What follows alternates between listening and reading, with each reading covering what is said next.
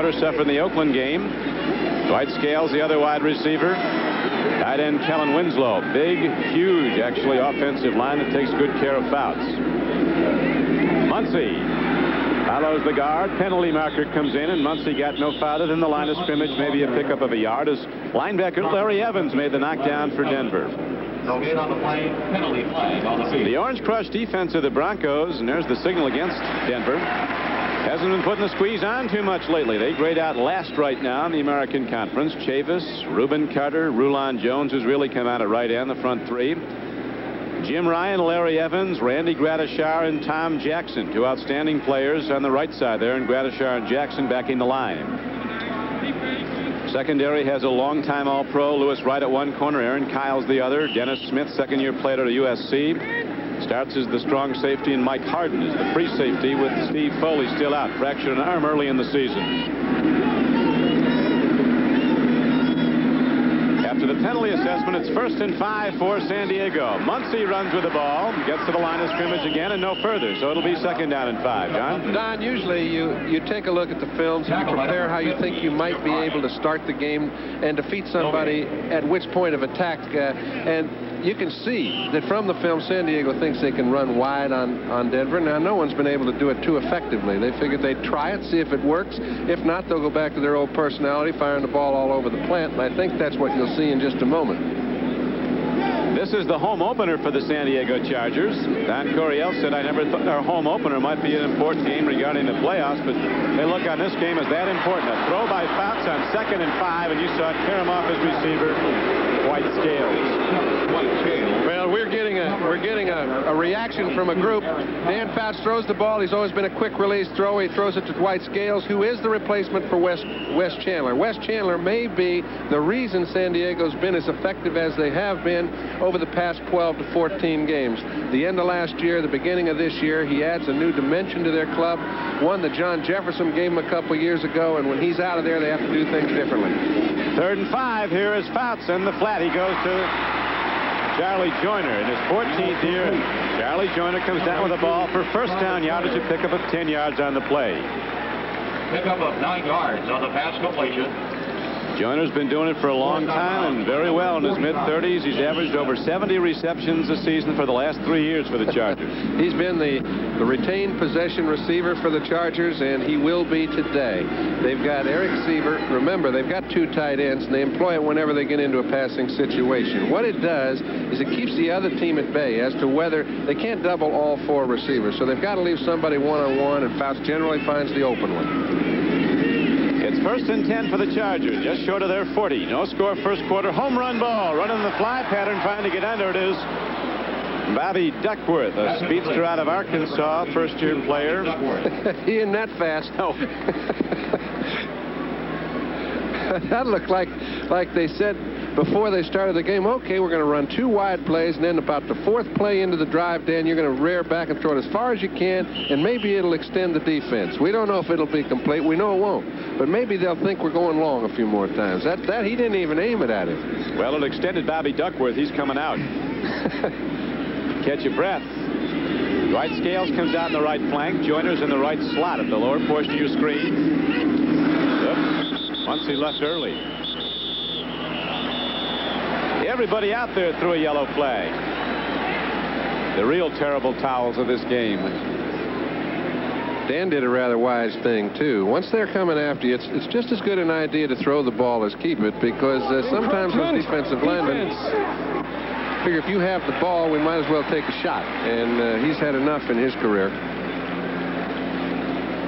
Encroachment started the San Diego backfield, so the calls again against Denver. There's Rulon Jones leaving early. You do that more often when you're in a blitzing situation. Encroachment, number 75, defense, 2nd down. Jerry Markbright, the referee. So the penalty brings up 2nd down and 5 rather than 2nd and 10. Joyner goes wide left this time, and Dwight Scales comes out on the right flank. Fouts has a problem, and they didn't call intentional grounding, but that's what he did, and very wisely, as Jim Ryan came in a linebacker blitz. And he did it very intelligently. Donnie. It was a kind of a late blitz. It's a delayed blitz. Well, the backs are responsible. You see, 46 Muncy would be responsible for Ryan, except he doesn't think Ryan's coming. Ryan lets Muncy just get out past the offensive tackle. There's nobody to pick up, Dan, and if he doesn't get it off real quick, that's what'll happen. Well, John Madden once told me, John Brody, that there was nobody in the history of this game that was better at intentional grounding without getting caught than you. Well, that can be a compliment, and it can also He meant it as one. He meant it I might have been aiming at receivers. Here's the swing pass going to Chuck Muncy, and now they get the big gainer. And Muncy is all the way inside the 30 to the 26-yard line, and the Chargers get the big gainer. The first of this game with no score on the board. That is such a beautiful play. That's what you call running. This is just like a wide sweep. 27-yard gain. It looks like an end sweep. However, when you give it to a Chuck Muncy, there's no telling how far it might go, and that is not the kind of pursuit you're accustomed to seeing in Denver. That is not the old Denver Orange Crush you usually see all over the ball carrier. Ball is down on that 27-yard gainer to the 27-yard line, so San Diego now has it 1st and 10, and the Chargers start to challenge pitchback James Brooks. And he's down inside the 25, hits down close to the 23-yard line, Dan Reeves. At 38 years of age, looking for his team to get on track. Defense is down low in the standings, and the offense isn't certain just how they're going to go. They didn't have the ball yet, though, so they haven't gone anywhere. I really think that the strike hurt certain teams more than others, and I think Denver was one of the most hardly hit. And the reason I say that is they had just come off of a real big win against the 49ers up in Denver, and it got their season started. We'll get to it a little later, but I think they were hurt severely. Severs goes in motion. Fouts throws over the middle. He's looking at Joyner, and he is cordoned off by a linebacker and this free safety. I'll tell you, you know how you get great quarterbacks? They always have to have all the savvy, all the smartness. They have good receivers. But these fellas up front, Ed White, Russ Washington, Masek at the center, they make a life study of protecting Dan Faust. Now these fellas, this is an outstanding defensive line. Rulon Jones, Reuben Carter, and they're not making any penetration at all. If they give them that kind of time throughout the day, you'll see a lot of points on the board. San Diego can make that scoreboard ring up the numbers. They did Monday night against the Raiders, but then that big problem in the second half when they ran out of steam, didn't score anymore, and lost 28-24. Here's the pitch over the middle. Coming off the flank, White Scales moves inside the 15-yard line. He has a first down for the Chargers. That's excellent protection. Good route run by Scales, but look at the protection. There's nobody in Dan's face. So when you're throwing the ball over the middle, in between the linebackers, you need a little leeway to see things clearly. That was an 11-yard gain, first down, and the Chargers are moving as they do so early so often. They are moving indeed down to the 13-yard line where it's 1st and 10. No score on the board, 11:48 to play in the first quarter. Second back through is Brooks. Not big, but very, very quick, and he got ahead for maybe a yard. Barney Chavis, number 79. Consistent defensive end out of South Carolina State, made the knockdown for Denver. Gain of only 2. It'll be 2nd down and 8. Building is sold out for a 30th straight game here in San Diego. Great day, temperature about 70. Little overcast now, but no threat of rain. Sunny throughout the morning. Field is dry and fast. Grass track. 2nd and 8 Chargers. Go back to Brooks. James Brooks hits hard, and he's not done until he fumbles the ball in the end zone. Let's see what it's ruled. It is a live football. It is a recovery by the Denver Broncos, and they got it out of the end zone. And it is unbelievable how close that was to a touchdown for San Diego, and then one for Denver, because he had everybody lined up to help him get there if he could have gotten by the 2 people that made the play. I think the Chargers were protesting that Brooks was down, but the official was right there, and he was not. And so the threat is stopped. We'll be able to see whether or not the ball was down. I think the official made the right play. You make the judgment for yourself. Brooks cuts in, cuts out around Ryan, the linebacker, number 50, makes an excellent play, but when he's met, and he is met pretty well, and does a good job on Dennis Smith, number 49, the ball turns a little bit loose, and it falls just before he hits the ground. Denver gets the first break. Mike Harden picking it up in the end zone. Strong safety out of Michigan. And face mask gets Denver out of a hole, so they'll start out with their first possession just inside their 25-yard line. Chargers moving it right down, only to lose it on a fumble. Bronco being attended to on the sideline. Steve DeBerg at quarterback. Egloff switches sides as the tight end. They've got two tight ends set to the left along with Riley Odoms as Egloff. Here's a handoff to Preston. Chargers come up popping. San Diego's defense has improved measurably with their new defensive coordinator, Tom Bass. We'll look at the Broncos on offense. The quarterback, Steve DeBerg out of San Jose State. Running backs, Dave Preston and Rick Peros, who had a good game last week in a losing effort against Seattle. Rick Upchurch and Steve Watson, the wide receivers. Riley Odoms, the tight end. And the interior line of Claudie Miner, Tom Glassick, Bill Bryan, Dave Studdard, and Ken Lanier. Second down and 6 now for Denver.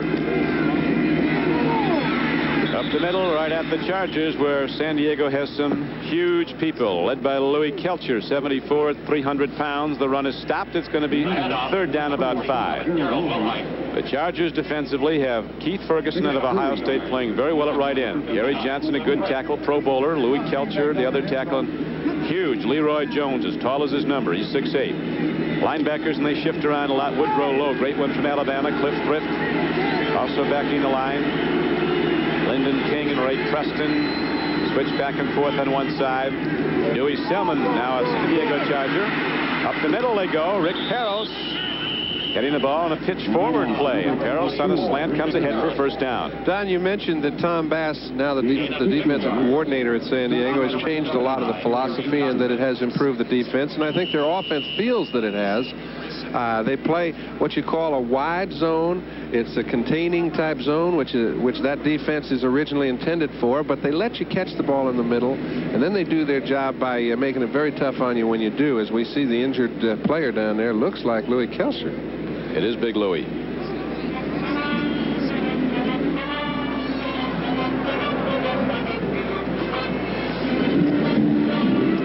I'd like to welcome those of you who are just joining us now. This is Don Criqui with John Brody at San Diego Jack Murphy Stadium. Don Coryell and the San Diego Chargers got moving right early in this game on their first possession, took it right down the field, but James Brooks was tackled at the 1-yard line of Denver, fumbled into the end zone. Mike Harden of the Broncos picked it out, ran it out, and right now Denver has the ball with no score on the board. It's 1st and 10 for the Broncos at their 38-yard line. Dan Reeves, the young head coach of the Denver Broncos. Both these coaches looking on this game of paramount importance early as the season is, because the loser comes out 1-3 and in real trouble as far as the playoffs are concerned. And it just increases the importance for Steve DeBerg. He's being put in a position where this is a game of utmost importance. And as we look at the way that Denver got the ball, San Diego made a beautiful drive the first time they had possession of the ball, all the way from their own territory around the 25-yard line, got it all the way down to the 1-foot line. The ball scoots out of Brooks' hands just before he's in the end zone. Mike Harden picks it up. They get the first break of the game. Denver has it on their own 38-yard line, and they're coming back at you. Now, DeBerg starting in place of Morton is a very big move on the part of Dan Reeves. We'll go into it as the game progresses, but Steve can play, but the situation he's in Denver is a lot different than the philosophy they had in San Francisco. Right now, DeBerg takes the drop, swings it out, goes to Rick Peros on a 1st and 10 play. Woodrow Lowe coming off the right linebacker. Makes the move inside and the knockdown at the 40-yard line. A gain of only 2. Louis Kelcher badly shaken up. Helped off by a couple of his teammates. Wasn't a leg injury. Just got dinged, it looked like. Louis been playing good football since he came back, and that hurts them severely. The big guy from Beaumont, Texas, who stuffs the run. Louis Kelcher, a Pro Bowl player. Now, on 2nd down and 8, DeBerg with a deep drop, throws over the middle. He has Preston, one of his runners, and Preston gets ahead for a first down and more. Dave Preston doing very well, caught the ball a couple yards short of a first down. Now penalty marker comes in.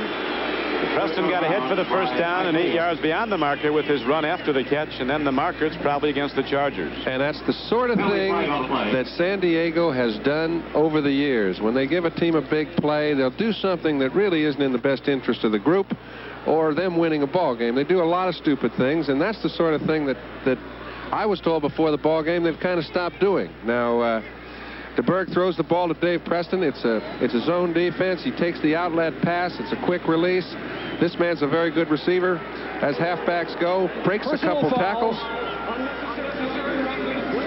Woody Lowe, that's a tough man to get around. You see they knock Preston out. And here's Buchanan with a late hit, extra 15, so now they're in excellent scoring position on the 30-yard line. Beneficiaries of the penalty now. Denver comes out first down and 10 at the San Diego 30. No score in the game. Pitch back. Running with the ball is the elusive Gerald Wilhite, rookie out of San Jose State. He's brought some danger to the Denver offense, which needs explosion. Wilhite, a very elusive runner, had a great game last week against Seattle, averaged over 8 yards a rush, caught some balls. When he goes into the end zone and scores, he does a backflip. I'll tell you, I think that backflip is fine, Don, but I'm more impressed with what he does between the goal lines and the way Denver likes to play offense, the way Dan Reeves likes to go about it. He needs a runner to control the ball, give him an opportunity to do the things they like to do. Now it's second down and 7. DeBerg looking at Watson, throws in the flat, goes to Peros. He comes up the sideline and dives over the marker inside the 20, and he has a first down for the Broncos. So DeBerg moving the team. The Broncos also beneficiaries of penalties. Cincinnati beats the Raiders. LA's first loss of the season, 31-17. St. Louis in an upset over Atlanta, 23-20. All final scores coming in. The Colts shut out for a second straight week. Buffalo 20, Baltimore nothing. The Jets, with an important win, extend their record to 3-1, defeating the previously unbeaten Packers 15-13. Unlikely score. New England wins, beats Houston 21-21. Here's Wilhite swinging inside on a first and 10 carry from the 17. He gets the ball down close to the 12-yard line. Greg Morton, 18th year in the league, oldest player in the NFL. Well, he's been such an outstanding player for as long as he has. As we notice, Washington beats Philadelphia 13-9. You think Gibbs is not doing a fine job in Washington. They're at 4-0, but we see Minnesota and Chicago. But Vikings put a hurting on the Bears there. 35-7. Second down and 6 for Denver. Broncos challenging, go to the run. Slant up the middle, takes the ball 5 yards down inside the 10, close to the 7-yard line. This is an impressive drive, Don. I don't care whether they did get a face mask and an unnecessary roughness. They have moved the defensive line of San Diego around since they got possession of this ball. DeBerg has thrown it very crisply, and the receivers he's thrown to have been open. So, I mean, they've just taken charge. Here's the whole playbook. This is the 10th play of the drive coming up. There's no score on the scoreboard. 6:35 to play in the first quarter. San Diego is right down to the 1-yard line when Brooks fumbled, and now Denver's coming the other way. 3rd and 1, less than 1. Wilhite, good play. Cliff Thrift, number 59. Big play, a knockdown for a loss. It's one play that can save you 4 points, which this one appears to be doing. Instead of 7, it looks like it's going to be a 3-pointer. It's a chip shot field goal. 3 points won't be any indication of the way both offenses have moved the ball up and down the field in the first quarter. San Diego fans aren't booing, they're yelling Louis. Kelcher just came back in the game. Rich Carlos is the place kicker. There have been a few that have gone through Denver in the recent years. Carlos, a free agent from Cincinnati. A barefoot kicker. Going good so far, and he continues to. First points are on the board with 5:33 to play in the first quarter. The Broncos on a 12-play drive come down the field and get 3 on the field goal. And we'll be back with the Denver kickoff after this. He has a problem, and he goes out of bounds at the 13-yard line. The Chargers start out in a hole, but with their offense, they can get out of it in a hurry. Well, that's the sort of decision, though. I mean, you can see when a team's going real well and when they've got to regain their momentum. Now, since halftime of last Monday night's ball game, San Diego has not scored, yet they've run the ball and thrown it for over 350 yards. The little things are stopping them. It's the indecisiveness of their group that's holding them back. You saw Brooks there. Instead of taking it to the 20, he tries to run it out, but he didn't decide to do that till it was too late, so they're in a hole again. And they go first and 10. Bouts swings it out. Here's Muncy with a blocker and Ed White in front of him. Muncy, tough man to knock down, gets ahead for a gain of about 6 or 7 yards. Louis Wright, 3 times an All-Pro for the Denver Broncos at the left corner, made the tackle. Yeah, and I've always liked the defense of Denver. And sometimes when you have a defensive-oriented philosophy like it has been in Denver over the years, they get a little tough on your offense. Well, their offense plays to keep, to take few chances. And when you do that, it's not the basic personality that a quarterback likes, and I think it puts him in a tough position. 2nd and 4 now for Fouts and the Chargers. Here's a long throw, and Charlie Joyner comes down with the ball across the 35-yard line. They'll start it at the 38. Strong safety Mike Harden hit him, but there's a 16-yard gain on the play. I don't think you'll be able to see it here, but it's a little play-action pass. Winslow underneath draws a lot of attention, opens up a hole over the middle for Charles Joyner. You see Winslow underneath? When you see him underneath, he falls down and trips. The linebackers get caught up with the play, get out of their area of coverage, and it opens Joyner wide up. Watch this. He runs over the official. He falls down. They get attended. Completion. Thank you, ref. The 12th man. Handoff to Muncy, and he keeps on working on 1st down and gets to the 45-yard line for a gain of almost 7. Other scores coming in. Seattle leading Pittsburgh, but it's early, 3-0. And the Kansas City Chiefs are out in front of the LA Rams 7-0 on a Billy Jackson touchdown run. Yesterday at practice, John, I was talking to Dan Fouts, and Charlie Joyner came over, and I asked Charlie if he's going to play again next year. It'll be his 15th year. Fouts answered, he says, you bet he's going to play next year. He doesn't retire till we find somebody better, and that could be a long time. And he's right. Dan has an appreciation for those fellas. It's 2nd down and 4 now as the Chargers take it up the middle across the 45, and a gain of maybe a yard. Larry Evans, an inside linebacker, a big rangy linebacker. Number 56 made the stop on Chuck Muncy. Gradishar, 53, has been a great one for years. 9th year out of Ohio State. Number 1 tackler for the last 7 years for the Denver Broncos. John Cappelletti comes out. James Brooks goes in. Brooks is a load of trouble. He can run it. He can catch it. Winslow starts one way, comes back the other. Here's a quick swing to Kellen Winslow. And Winslow bowls ahead across midfield. He has a 1st down for the Chargers. How sweet it is to have a Kellen Winslow, and he makes those 4-yard pickups so easy. Now, he faked as though he was going to go in motion to the left, which would have put them in a double wing, 4 receivers, 2 on each side of the line. He came back, turned it into a flood situation. Fouts just threw it to him real fast. The linebacker was not on him. All he's got to pick up is 3 or 4, right? Well, Mike Harden, number 31, has his hands full. I don't think there's anybody in the game that can take that man down without a lot of help. Well, nobody did take him down. They pushed him back, and it was a 1st down gain on the play from the 49. Brooks, so quick. Rockets off the left side. The trap blocking of Wilkerson opened the way. Masick, the center, Wilkerson, and the left tackle Shields all moving out. And it's no small task to handle a man that plays in the middle for Denver. Number 53, Randy Gradishar, has played game in and game out, had a knee operation before he ever started his career. Very seldom do you see this man push back the way he was then. Left guard Doug Wilkerson was the man who nailed him. 13th year, Wilkerson. Big offensive line. They average over 275. Handoff. And on a 2nd down and just over 2 play, the Chargers don't get much. John Cappelletti, the former Heisman Trophy winner from Penn State. A spot player, good blocker, good pass catcher, was called on to run the ball. Steve Watson, a fellow who's really, his number has not been called as much as they would like to call it offensively for Denver, waiting in the wings. I think this is an important drive for San Diego, Don, for one reason. They moved it from their own territory early all the way down to the 1-foot line, came up with nothing. If they don't get something to show for it here, confusion could set in. Well, right now they have 3rd down and just over 1. Brooks gets it and more.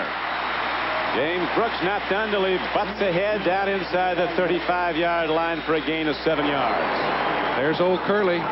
18 years, a National Football League quarterback, had his best, I'd say 5 in Denver, has been the reason that they've been in the playoffs and a contender for so many years. And I know it's a tough decision for Dan Reeves to say, hey, how do you put a man like that still wants to play, having had the year he had last year on the bench? Well, Dan is looking toward the future and the immediate year here, and he just thinks that Steve DeBerg can get it done for him. Charlie Joyner with a superb reception inside the 20 down to the 16-yard line. Fouts with that great touch and the great timing, delivering the ball, and the quick cut by Joyner resulting in a San Diego first down, and Dan Reeves now seeing his Denver defense push back. There are a lot of times you would not throw a ball into this pocket. Now Fouts is one who will, and he depends on a great receiver. Joyner goes after the ball. It's not an easy thing to know you're liable to get your head torn off from the free safety coming up from the inside and still put your attention on the reception and make up a big game. Third reception of the quarter for Joyner for 47 yards, and as the first quarter ends, the Chargers are moving into challenge, and we'll be back to San Diego on offense after this. As we open the second quarter, Don Criqui with John Brody at San Diego's Jack Murphy Stadium. Chargers come out on offense. Wes Chandler, one of their great receivers, is not playing today, banged up in the Raider game Monday night. Dwight Scales in motion is replacing him. To the run, James Brooks comes out of the three-point lucky shot out of a cannon and comes inside the 15 and down close to the 12. Got close to 5.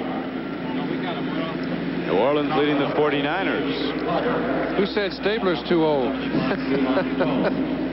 I think he likes Bum Phillips. I think he does too. I know Bum likes him. Stabler's played very well. And now Dan Reeves and his Broncos checking out the Denver offense, which sets up wide people either side. Fouts swings it out. With the ball is James Brooks heading for the end zone. He's down to the 5 and maybe the 4. Gradishar, with all that linebacker speed, was able to fill and get him along with Dennis Smith, the strong safety. I've got a feeling there was a missed assignment on this play. This is Reuben Carter, the sign from the middle. You can see they're playing a little game with the offensive line, but no one gets 2 Fouts. He slides it off to Brooks. Smith comes up in pursuit, number 49, but if he was the strong safety on the play, he was responsible for that area and let it go a little bit. If not, it was a linebacker's fault, but Brooks was way too wide open. Brooks has run for 31 yards, caught one ball for 6. Muncy down to the 3 on first and goal from just inside the 5-yard line. Chuck Muncy might have gotten 2 yards. Jackson Gradishar knocked him down. Muncy coming off a great season. 1,100 yards rushing, caught 43 passes, was in the end zone for touchdowns 19 times last season. Big and fast. Coryell, an innovative coach. Dan Fouts says he's never been around a football coach who uses his personnel better. He said the system fits the personnel. He'll change the system to fit the personnel. And he's been around a lot of good football coaches, Fouts says. He has. A lot of good offensive coordinators in the flat. Ball is in the air. It's caught by Kellen Winslow. It is a touchdown. Had possession. It was then knocked away, and once he had possession, it's 6. I'll tell you, he had it 3 different times before they finally gave it to him, but he had it, lost it, bobbled it, kept his attention on it, finally came down with it, got it knocked out of his hand. Take a look at this. Fouts throws the ball a little bit behind him, not one of his vintage throws. Good play by Lewis Wright, trying to knock the ball out of his hand. Winslow then comes back. It was ruled that he had control of it in the end zone before Louis Wright knocked it out of his hand. Touchdown, San Diego. The great one, Kellen Winslow, who's led the NFL in receiving the past 2 years, has caught 177 passes. Broken left wrist has Benerska playing with a cast, but it hasn't affected his foot, and he's got the extra point up and good. With 12:58 left to play in the first half, the Chargers are on the board for the first time as they open up a 7-3 lead. There was a penalty marker down on the extra point. Number 22, defense. The kick is good. Penalize on the kickoff. So the extra point goes, and the Chargers take the lead for the first time in the game. We'll be back with the San Diego kickoff after this. The Houston Oilers do some tricks, but not enough, and they lose to New England today. Right now, with San Diego in the lead 7-3, Benerska kicks off for the Chargers. He hits it long. Wade Manning, 4 yards deep. He'll bring it out for Denver. These guys want to give it a go here today. And again, as San Diego's James Brooks, he comes short of the 20-yard line on the return. We moved off of this touchdown a little too swiftly. Now, for you people at home, you make your own decision. Do you think he was in? Do you think he had control of the ball over the plane of the end zone? Louis Wright trying to knock it out of his hand for the second time. Did he have it? He got 6 points. He had it then. And the extra point makes it 7-3. Back after this. Looking right now to see how they play defense, because that's been the problem with San Diego's in the past. And today they allowed a lot of yards on the first drive, but they only gave up 3 points. It's the old Tom Bass philosophy, and Steve DeBerg directed them very well. Handoff goes, and Peros carries the ball from the 19-yard line, gets it out to the 24. He's second down about 6. Fouts and Winslow, the touchdown combination today, and most every time they play. I think he's probably saying, let's see, I can run the short out, I can run the down and in, I can run the down to the post, I can run the down to the corner, and anything else you might want to throw me. We apologize for those who were getting the wrong game for a while in the Seattle area. This is the one you originally intended to get. We're happy it's now coming in there. Here's a free football fumble, and it looks like the Chargers have it.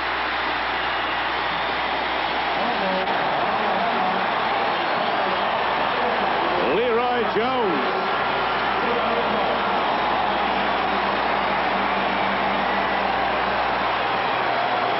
Very quick reaction by Leroy.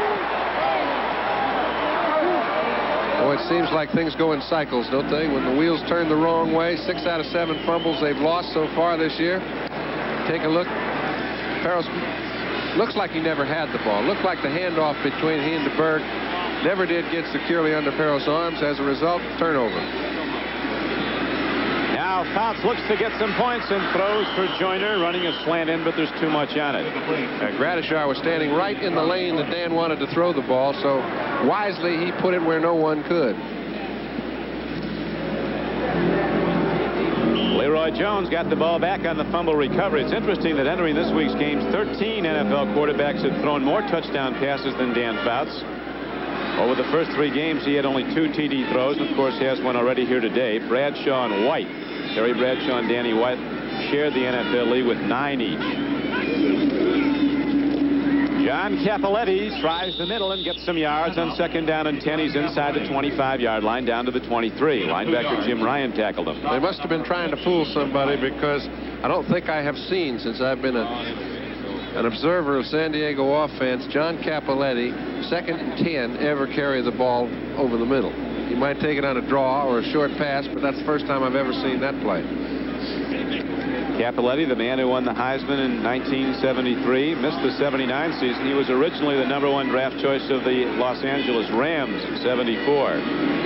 Traded here in 1980. Fouts in 3rd and 7. Guns the ball. It skips up, incomplete off Charlie Joyner. Dennis Smith was covering for the Denver Broncos. Dennis Smith was covering very well, too, Don.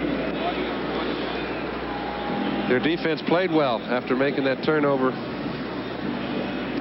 So far, Fouts is 9 of 14 for 107 yards and 1 touchdown, and now Benerska's out to try a field goal. Number 6, Ron Benerska. Best ever inside the 30. Career, he's 95% plus inside the 30-yard line. This will be a 41-yard attempt. It's been said that cast doesn't bother him. I think from this distance it does make it a little bit tougher. He's got it. Benerska's never had a football injury, but he broke his arm playing tennis during the strike. Got to stay away from those rough sports. 10-3 San Diego. Murphy Stadium, where the Chargers lead the Broncos 10-3. Benerska, who just hit the field goal from 41 yards out, kicks off a high one but short. Wade Manning takes it ahead, turns the corner, look out, to the 30, and the 35, and finally to the 40. For those of you who joined us late, there's been 1 touchdown scored in this game, a bit controversial as Fouts threw to Kellen Winslow. Watch. Didn't get much of a reaction in San Diego because they're rooting for the home team, but I know the fans in Denver aren't all sold. This is as complete a touchdown as it was given.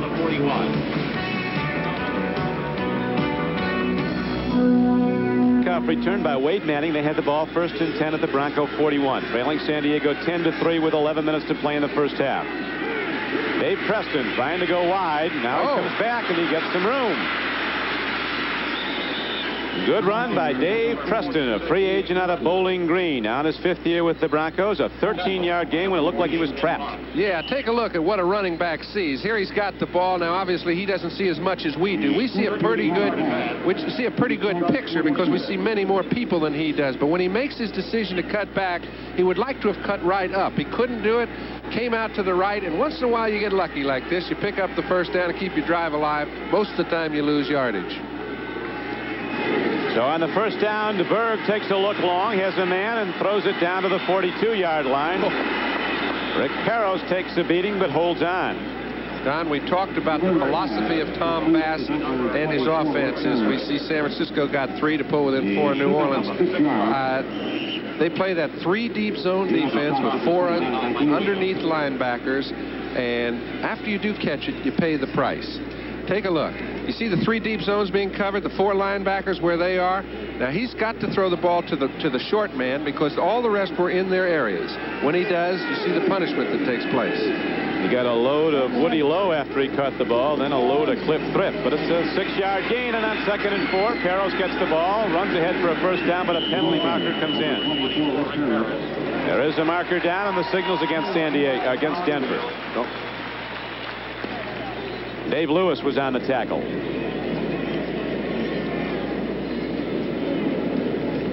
Rolf. It's a wild-looking cast. He fell going for his backhand and broke the wrist bone.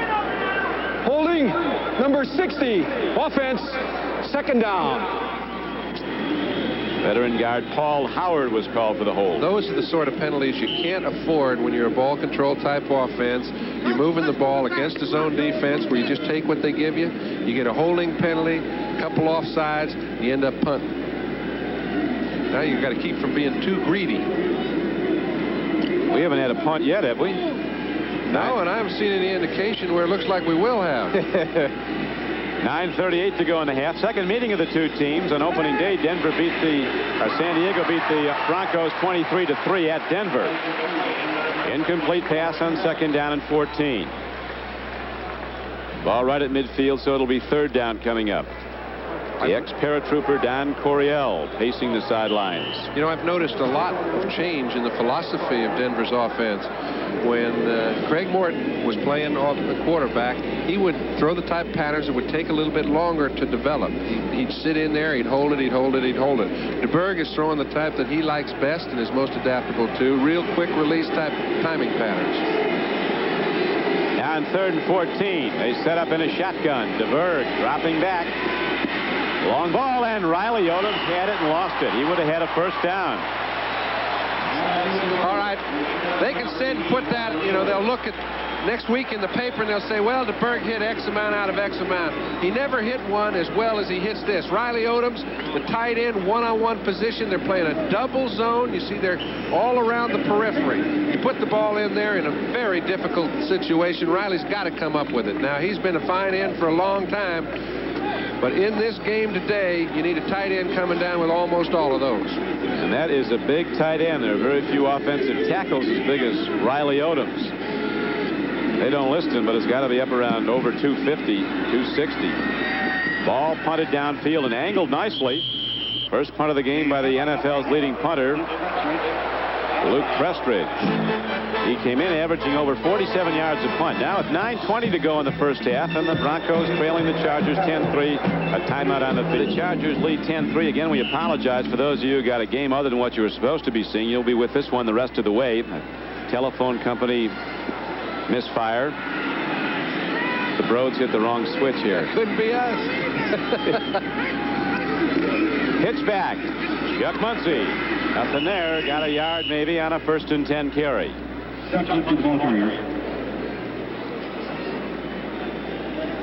Tom Jackson, a fellow that's played a lot of good football as an outside linebacker for Denver.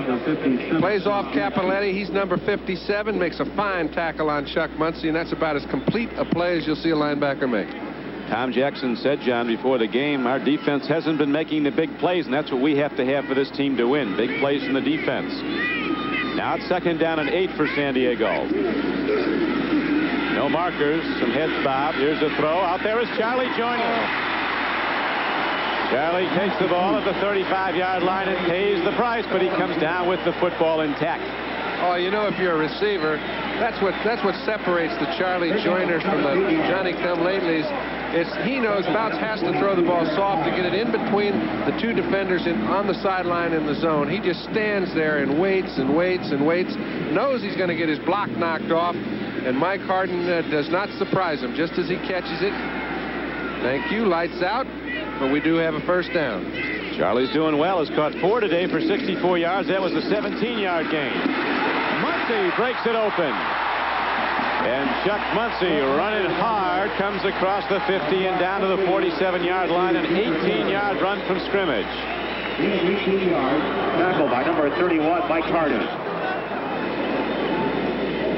Muncy slow getting up. And as they say about Earl Campbell, slow going down. Looks like he got his head jammed a little bit as he took Mike Harden with him.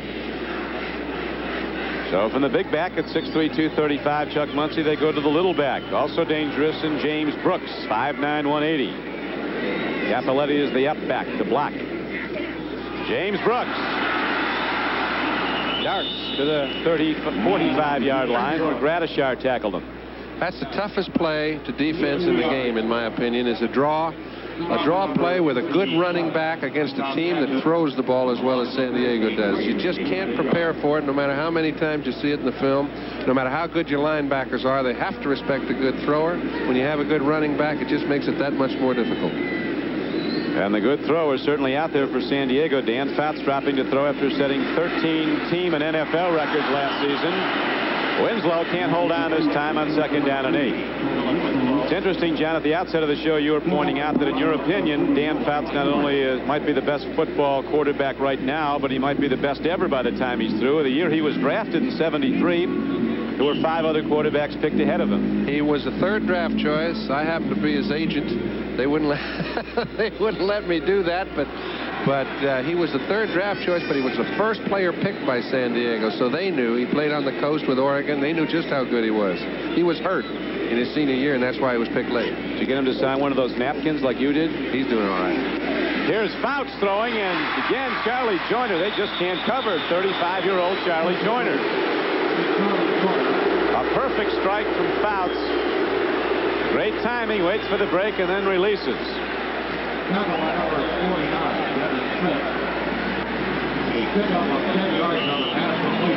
First down on the 10-yard gain, and the ball just outside the 35-yard line of Denver. The 5 quarterbacks, incidentally, who were picked ahead of Dan Fouts in that '73 draft were Burt Jones, Gary Huff, Ron Jaworski, Gary Keithley, and Joe Ferguson. A couple of them were awfully good. A couple of them have disappeared. Not Fouts. Here's James Brooks on 1st and 10, running hard down to the 30. San Diego putting up an awful lot of offensive yards here in the first half with 6:10 to play in the half, and the Chargers leading 10-3. With Dan Fouts at quarterback, over the seasons he's played, the Chargers have won 73% of the time. And the Pro Bowl quarterback for the AFC the last 3 years. And they haven't been #1 in defense over the years either. We see Chuck Muncy being attended to down there. He doesn't look to me to be in real good shape. It looked like he got his neck jammed or something when he got hit the ground on that last run. So sealed off the 18-yard run, the big play in this drive. Now they go back to the run to the Chargers on 2nd and 5. 5:30 to play in the first half. While we have a moment, let's go to New York for an NFL update. This is Mike Adamle in our NFL 82 studios in New York. The Rams, looking for their first win during this strike-shortened season, have tied the game against the Kansas City Chiefs on this 2-yard touchdown run by Wendell Tyler. It's 7-7 in the second quarter. Thank you, Mike. 7-7. LA Rams put some points up with the San Diego Chargers driving here at San Diego. Fouts looking around. He checks everybody out. Gets the open man. Here goes Winslow heading for the end zone. It happens fast.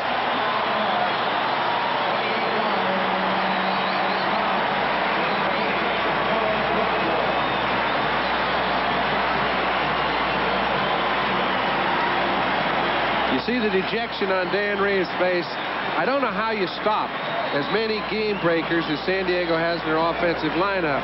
This play, Kellen Winslow takes a Dan Fouts pass, but Charlie Joyner just picks off 2 defenders to keep them from getting into the play. That's Joyner handling Mike Harden, who otherwise would have made the play. Just heads up, alert work.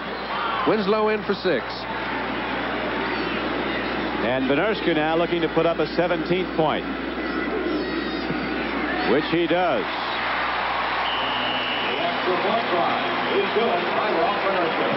4:56 left to play in the first half, and the Chargers really start to put up the points now as they extend their lead to 17-3. 6-yard drive for a touchdown. The Chargers come back and go 84 yards on a sustained drive with Winslow on the payoff end for a second time in the game. 3 receptions, 2 for touchdowns. That one was from 28 yards out from Fouts. Now Benerska kicks off with San Diego in the lead 17-3. On the one hop, Wade Manning fields it. 25. And to the 32-yard line. So Denver needing big plays. It looked like they had one earlier. Remember that 3rd down throw to Riley Odoms right in his hands, but he couldn't hold on. And the ball went back over to San Diego, and shortly thereafter it was in the end zone. This is the sort of coordination, the kind of play you sometimes don't see, which is so responsible for your receivers taking a touchdown. You see Charlie Joyner coming from the left side, comes in, kind of picks off Mike Harden from making any play. Winslow's in the end zone. They get an easy 6. Sat down with Mom, talked to Dad. Can't get it together, makes you feel sad. You know you can do it, you wonder where. You want it soon because you really care. The services can help you so you not only get better, you really grow. Talking Army, Navy, Air Force, Marines. You'll work hard, they'll make you a man. Responsibility is part of the plan in the Army. 17-3. San Diego hitting quickly with 2 long drives. Kellen Winslow with 2 touchdown receptions. Now Denver looking to break the game if they can get the big play and get back in it. There's a long ball. Watson running under it. Cornerback Mike Williams from LSU was right with him. All right. Donnie, we've talked about the secondary some, the philosophy of the San Diego Chargers. This is why I think they're a better team. They're playing the let them catch the 15-yard balls. Do not let them run any patterns down the field and beat you deep, get quick 6, because our offense will handle all the rest of the problems. This time DeBerg trying to score quick, tries to get to Steve Watson. Both defenders are safely back behind him. No play, 2nd and 10. That's why I like San Diego this year. And DeBerg with the miss on the first down throw, and now comes out with a team as 2nd and 10. Here comes Leroy Jones. Good play. Gets it off to Peros. The screen was set, and Peros is ahead for a 16-yard gain to the 49-yard line.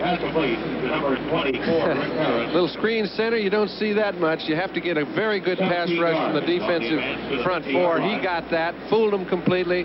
Peros picked up the first down. Beautiful play. Dan Reeves, the Denver coach, said his team's problems are compounded by the fact when you look at the scheduling, they've already played their first 3 at home. They're going to be on the road most of the rest of the way. Yeah. They come out of this 1-3, and it's unlikely they'll be in the playoffs. At least the form chart wouldn't indicate that. First down and 10 as DeBerg throws, and Riley Odoms holds on at the 35-yard line. He is a buster. Look at the arms on the players today. I think that's the most impressive thing I see. Tackle by number 53, David Lewis. Did you do much weight training? Yeah, I was large on weights. I see that liquid. That's about all I tried. But these guys all looks like each one has 4 legs. That's right. Use them for legs. First and 10, Denver.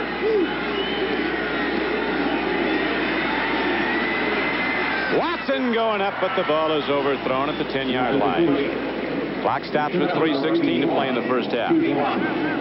Watson hasn't caught a ball yet. In fact, none of the wide receivers have for Denver. Well, you play a zone with different combination coverages from it, and you can really take away the effectiveness of a receiver. And that's what Tim Fox's job has been with Bruce Laird, Willie Buchanan. These fellas have played excellently throughout this first half, and that defensive secondary has to play well to get the offensive ball back, and it looks like these guys have improved a lot. They've been in five-back defense a lot, and that hadn't hurt them. What's happened to the Niners? I don't know. Gerald Wilhite runs for Denver on a second down and 10 play and gets down to the 31-yard line. DeBerg's quarterback well has hit 7 of 10 for 81 yards. One big drop early in the game. The last time the two teams played on opening day, when San Diego won 23-3 at Mile High Stadium, Broncos turned the ball over 6 times. That was their undoing. Well, and Steve, I'm sure, he has disciplined himself not to try and force the ball, and I've noticed he's thrown 2 or 3 balls that weren't there away on purpose. He has not missed any receivers that were open. Gets himself in a shotgun now, and 3rd down and 7.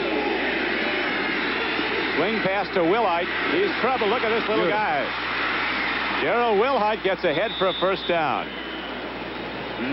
Number 1 draft choice out of San Jose State. Absolutely beautiful. Gerald Wilhite, everybody knows he's an outstanding runner. He was Jack Elway's protege out at San Jose State, so if you lived in Northern California, you knew a lot about Gerald Wilhite. But this is turning a no-gain screen into a 1st down play, and only a guy with great awareness, outstanding running ability, can pick off his blockers like he did then and pick up the 1st. Do they need it bad when you're trying to control the ball?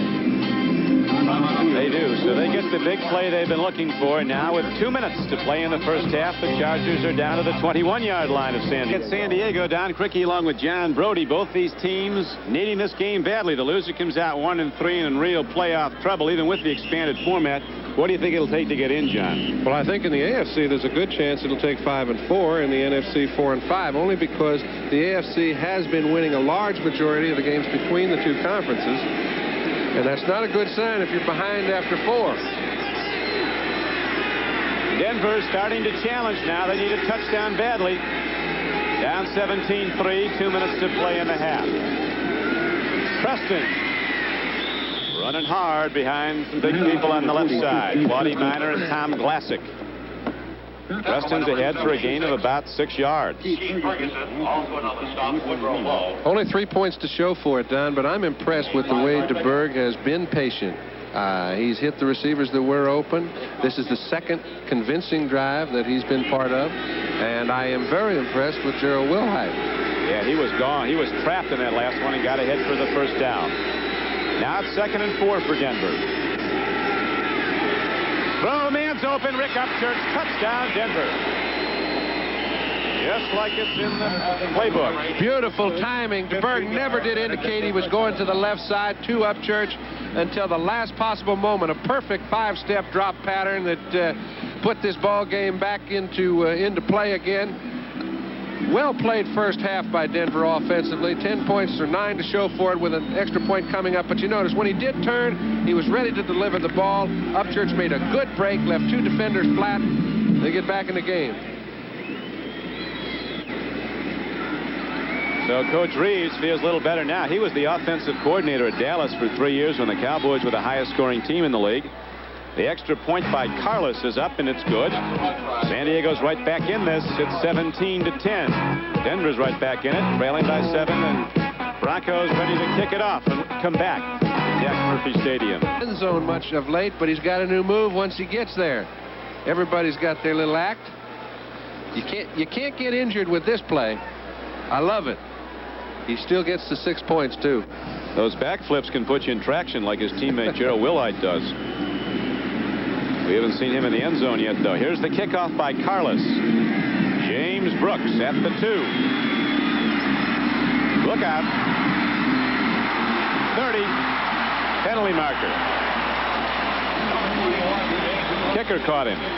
1:14 to play in the half.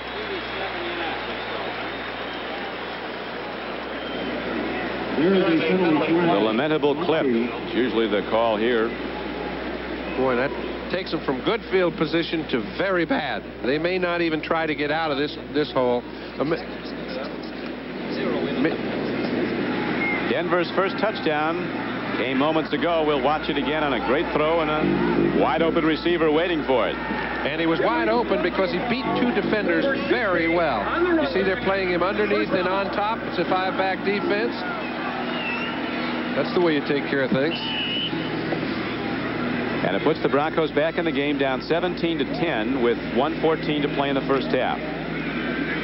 Upchurch, he's the flyer. 2nd all time, and punt returns for touchdowns behind Jack Christensen. Precious little punting in this game, though. Lots of offense, particularly from San Diego, as the Chargers now apparently will be content to take their winnings to the locker room. They might be content, but Denver isn't content to let them. They just call timeout, and that's what saving your timeouts till you need them will do for you. So while we have a timeout called by the Broncos with a minute, announcement was furnished as a public service by the National Football League. We see Dan Reeves talking with Craig Morton, and an illustration of what a coach does that can be so important to a club on the sideline. Dan Reeves has been on the sideline throughout most of his playing career and his coaching career. He makes good decisions. He made one right then when he called timeout on first down, forcing Fouts to throw the ball if they want to run out the clock. Nope, he's up in the air. Here's a throw, and there's Winslow again. His fourth catch, a big gainer out to the 28-yard line. I keep telling you what great coaching it is. He may have forced him into a score. Clock winding down, though, after a 16-yard gain. Now San Diego calls timeout, see? San Diego. Is that great coaching? Yeah, stuff you, stuff me, stuff you. That's the way that works. So you were Dan Fouts' agent for a while. Well, until they decided we played him twice, they didn't want me getting his contract for him. I don't know what it had to do with him, but that's when Howard Slusher took over. I think they'd rather had me. And the owners would. Next Saturday, sit back and enjoy as NBC Sports brings you a full day of college basketball and sports world. First, it's the defending NCAA champions, the North Carolina Tar Heels, taking on another outstanding team from LSU. Then on NBC Sports World, the Peacock travels to London, England, where the world's finest bodybuilders compete in the Mr. Olympia competition. Also, it's the U.S. versus China in women's volleyball, and a revealing profile of young boxer Tony Ayala, plus his junior middleweight bout with Carlos Herrera. That's all next Saturday, 2 o'clock Eastern Time on NBC Sports. 43 seconds to go in the first half. NFL 82 and an update as the league goes into its fourth weekend of play, albeit the last weekend of November.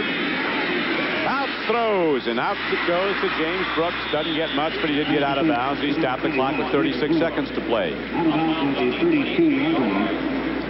Awful lot of time to score. It was that one play that got him out of the hole that changed the whole feel of the drive.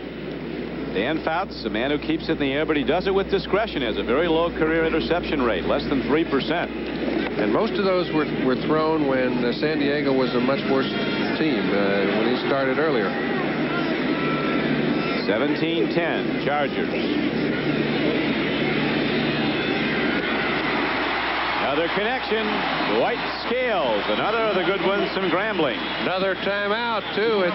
It's such a nice thing to watch if you're interested in offensive football. Doesn't matter what team's doing it. And Denver has made a lot of fine plays also.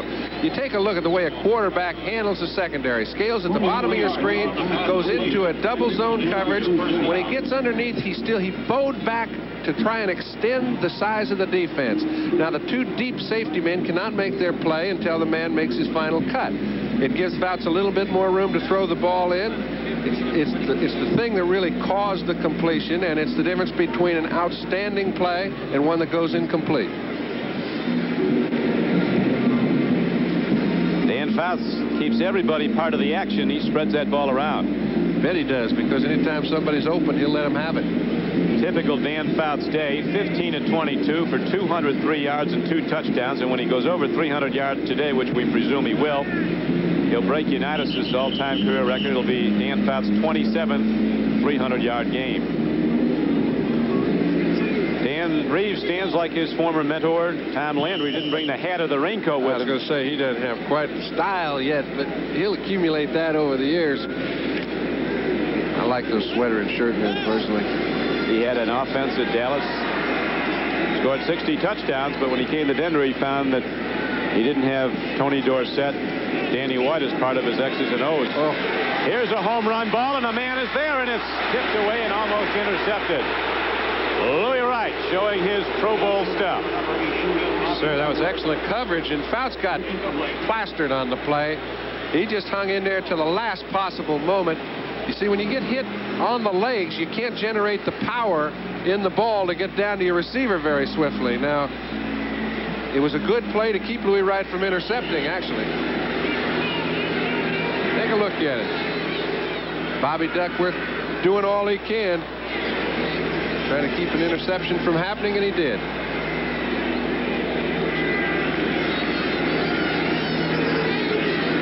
Second down and 10 now with 22 seconds to play in the half. Fouts and his team leading 17-10. This time they nail him. Rulon Jones was on the rush, and Barney Chavis got him.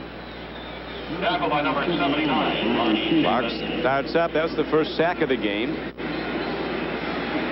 Denver scored first, went out 3-0. San Diego got cranked up and took a 17-3 lead. Now as the first half concludes, it's 17-10. It will be at halftime. And Dan Fouts comes over, and another timeout finally called. And the problem here is this is the third timeout that's been called, so any pass he does complete has to be run out of bounds to give them an opportunity for a field goal, unless it's a touchdown. As is the case with so many of the great quarterbacks, John, Dan Fouts had a slow start, didn't get a lot of playing time, really took him 3 or 4 years. Well, it's always the case when you're with a group that really hasn't got much offensive structure, many offensive people, but boy, he's got them now. Next Sunday, the playoff races begin to take shape in this shortened season, and NBC Sports presents a full slate of regional NFL football action to cover all the races. Some of you will see the battle of the quarterbacks as Dan Fouts and the Chargers take on Brian Sipe and the Browns at Cleveland, or the surprising Packers play host to the Bills.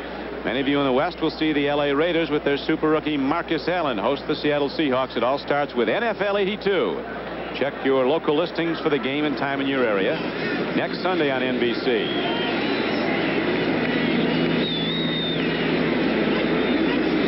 Third down and 17. 8 seconds to play. A long distance ball turns into a short one. Winslow. And that will do it for the first half. To Kellen Winslow. He's down on the 37-yard line. So the first half ends here at San Diego on a 17-yard gainer to Kellen Winslow, who, like Fouts, had a big first half. The Chargers go to the locker room to the 20, 25, 30.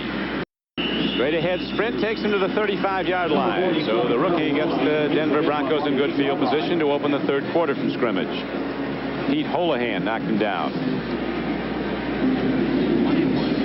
First half numbers.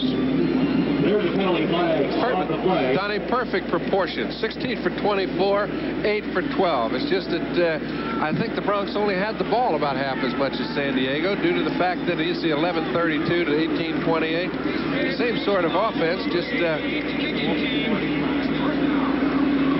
one team had the ball more. There was a face mask called against the Chargers. And so the penalty assessment brings the ball out to the 39-yard line. Pitch back. Rick Harros runs the ball.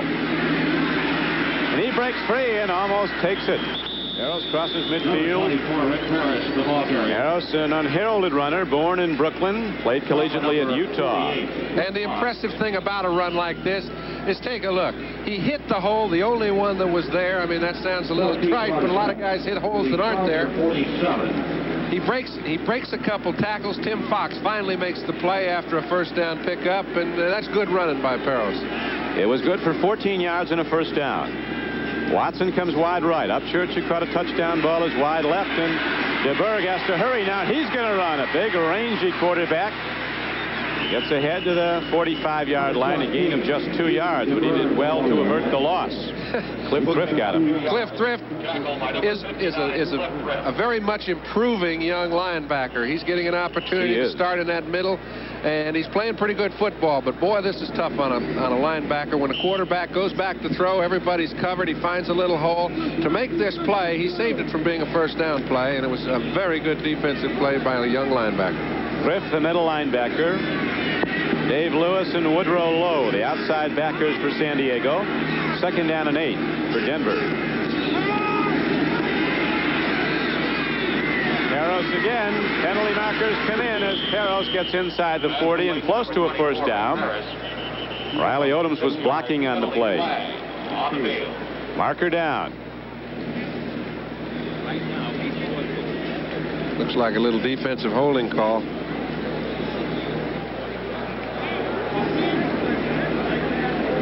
what we have, a defensive holding, so it's an automatic first down for the Broncos. If the Chargers can come out of the gate and take it in here to open the third quarter, we'll have a tie game at 17-10 right now. San Diego in the lead. Chargers led at one point, 17-3. I'm very much impressed with DeBerg's poise. I think if there was a concern about Steve when he was in San Francisco, it was that factor. And Holding number 53, defense, automatic first down. And he's illustrated throughout training camp. He played exceptionally well, and he actually won the job. And most of the fans were a little surprised he didn't get the job. Now he comes back. He's been designated as the starter, and we mentioned he does have a lot of pressure on him. And I think he's playing excellent. Really is. A lot of poise, as you pointed out. A lot of control. DeBerg getting a chance and looking good. It's 1st and 10 now for Denver. Gerald Wilhite gets inside the 40 and down to the 38-yard line, and some people start knocking after the play. Leroy Jones brought him down. Yeah, there's a guy that's been in on a lot of plays. Bruce Laird, new acquisition from Baltimore. He's playing strong safety and some free safety for the Chargers right now. He and Steve Watson had a little go at it down there. If you're not having a lot of balls thrown to you, it's fun to get a piece of somebody. Tim Fox, the former Patriot, is the free safety, 48. Chargers are down to the 3rd strong safety. Bob Greger went out with an injury. Andre Young backed him up. He was hurt Monday night. Now Bruce Laird is in there. 2nd and 8. Here's a throw. It's connection to Peros, and he's down to the 31-yard line. He'll be short of a first down. It'll bring up 3rd and about a yard, a 7-yard gain.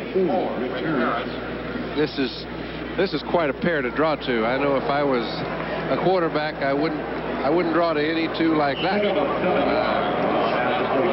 So productive. And then you throw Wes Chandler in, and you can understand why Dan Fouts has the stats he does have. He's a great quarterback. Without help like this, it's impossible to play at the level they have. Kellen Winslow and Charlie Joyner waiting for the offense to go out. On 3rd and less than a yard, Denver goes quickly up the middle and gets the first down. DeBerg at 6'4", 215, takes it himself. Okay, pretty good straight ahead block. This time Bill Bryan, the center, makes right out on Swift. Gets a stalemate and a first down.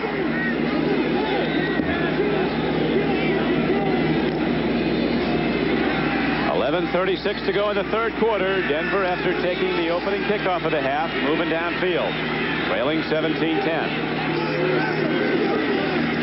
DeBerg sprints out. Offensive line slides out with him. They go back the other way, and Peros has the ball. He eludes one big guy.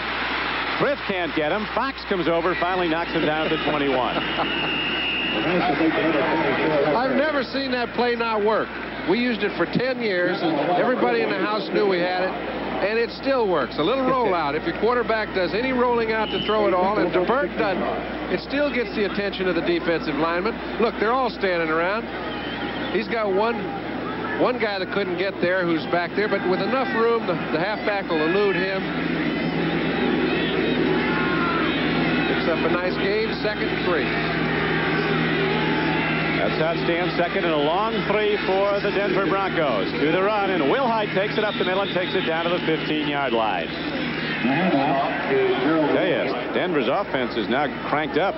You get a guy like, listen, DeBerg is cranked up. I've seen him play a lot of football, and I think that he always looked like a young quarterback to me. Today, he looks like an old veteran. Looks like he has taken charge. I hate to use the word maturity because some quarterback seems to mature every year. Every year the papers come out with he has finally matured. Well, I just think that he is exhibiting skills that I hadn't seen before. He looks very much in control of the whole situation, and I'm impressed. He's putting himself very well in his start. Now DeBerg looks into the end zone, throws, and he's got a man down to the 6-yard line. Ron Egloff. Tight end comes straight up the middle into the zone, and DeBerg is on his number. Looks like a first down. They're going to bring out the chains. So Denver doing nicely after taking the opening kickoff of the third quarter. Now it's 9:51 to play in the third quarter, and Denver's had the ball the whole way in this half. Broncos are down to the 6-yard line as the chains come out, and they get the first down.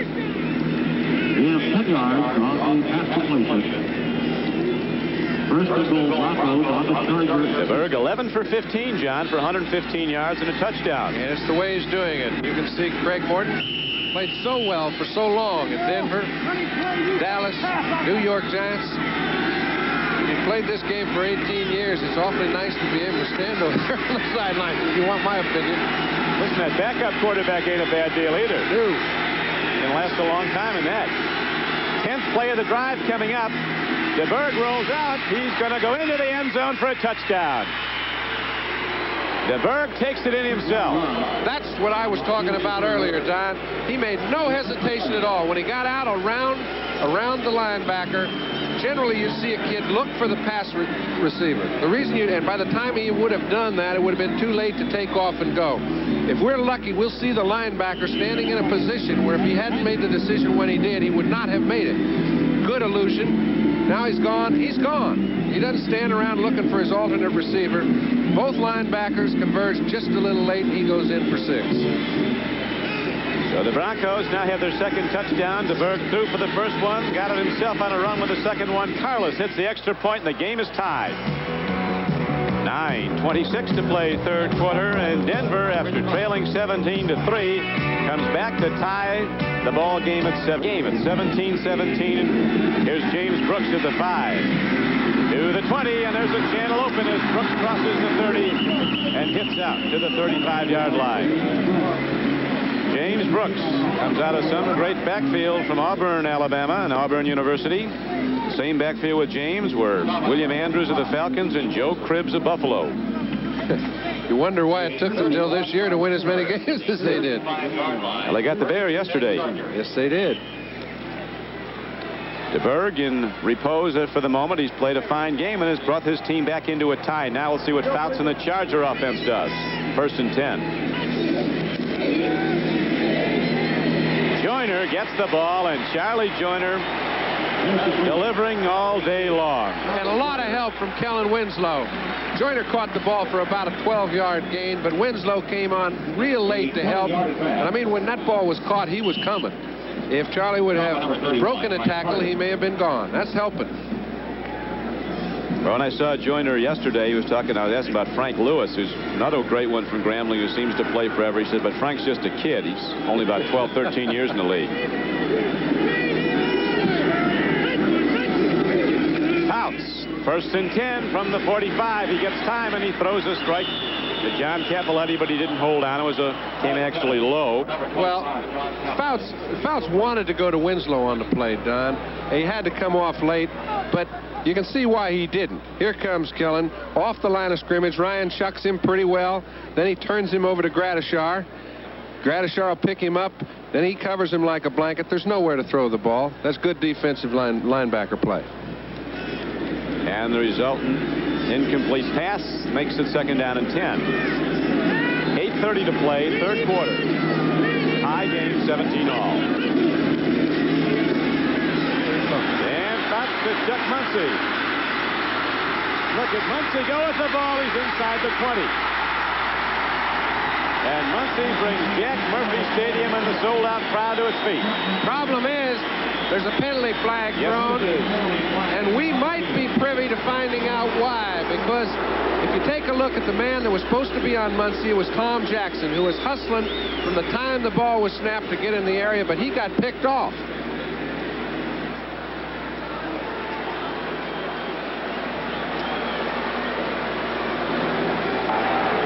Holding number 67, offense, second down. Okay, it was Ed White, but we will show you why Muncy came so open. Here's Jackson trying to get out. Excellent play by Sievers. Pushes his man right into Jackson, not allowing Muncy to be watched by him. He gets around Jackson and picks up a big gain, all for naught. Now it's second and 20. Big Ed White, who leads the league in arm wrestling, the right guard. Second and 20 it is. Here's a pitch out to James Brooks, who does well to come down with the ball, but he's not going to go far. He got to the line of scrimmage. It'll be third and 20. What a turnabout that holding call against the Chargers called. Whoops, you all better be careful down there. We see Brooks and Tom Jackson having a little discussion. Jackson had a little discussion with Fouts a bit earlier. The sign of a good linebacker is to know when to blitz and get there fast. He forces Fouts to throw the ball before anybody's ready. Miraculous play for no gain, huh? No gain at all. It's 3rd down and 20. Deep drop. Here comes Rulon Jones, but he's ridden off on some good pass blocking. The throw to Dwight Scales comes in high. And the Chargers will have one of their rare punts, their first of this game. Their punter is Maury Buford, a rookie out of Texas Tech. You get the feeling something better happened for San Diego at home, because Denver right now has turned the tide as far as Old Mo is concerned. And Dan mentioned when they were playing the Raiders last week, he said, you know, it was 24-0. We got ahead quick, but we were out of condition. And because we never could recapture that momentum. And he said, I hope that same thing doesn't happen again if we get off to a fast start. They couldn't run in the second half like they did in the first San Diego, and the Raiders came back. Here's the punt. Rick Upchurch guarding but not getting anywhere. He's down to the 20, almost late hit. 7:23 to go in the 3rd quarter. Don Coryell looks on. His Chargers unable to move their first possession of the first second. Has turned around. The Chargers led 17-3, but lately it's been all Denver. And it's Steve DeBerg that's really shown himself, in my opinion, today more than he ever has. And although the game's early in the 3rd quarter, he's got an opportunity to establish himself as their guy. I don't think his teammates are convinced yet, and those are the ones you have to convince. Well, today, John, he is 11 for 15 for 115 yards and a touchdown. He scored the other, and he's not been intercepted.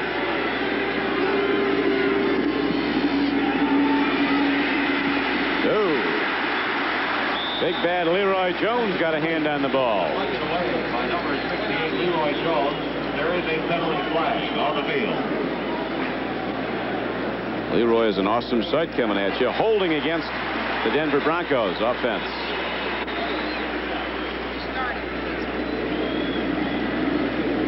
New Orleans now leading San Francisco 16-6. Is getting a check on the call. It's a pretty big penalty. You know, the game's tied. You're sitting with 7:18 to go in the 3rd quarter, and you're down in a hole. Holding number 85, offense, first down. They have a lot of plays that'll pick up 10 or 12 yards, but they don't call many that'll pick up 20 when you're in that kind of hole.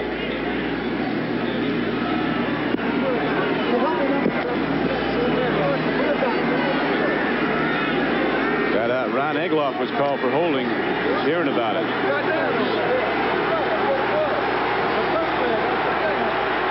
He's letting him know it's not okay. And on to number 24, Rick Harris. There's Don Coryell. Someone once said of Don, it always looks like his shoes are 2 sizes too small. Got that pained look on his face. But a great guy, and look at the record, a great football coach. Look at it. Dan's concerned.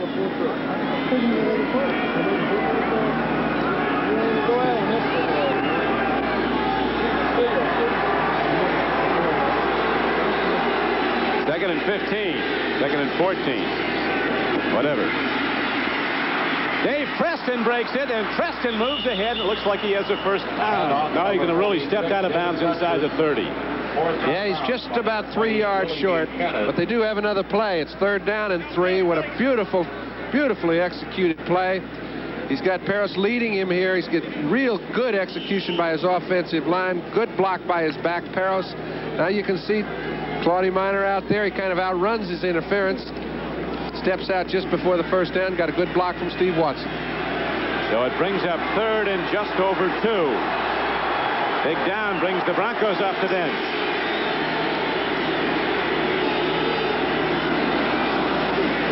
Harris, penalty marker.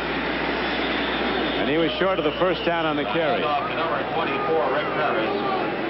Picks up a yard. There is a... Oh, man. He got San Diego on an offside, so Broncos are beneficiaries of the penalty call, and even though the carry on 3rd down was short of the first down, the Broncos get the first down on the penalty yardage. They're making it the tough way, but they're making it. Offside, number 74, defense, first down.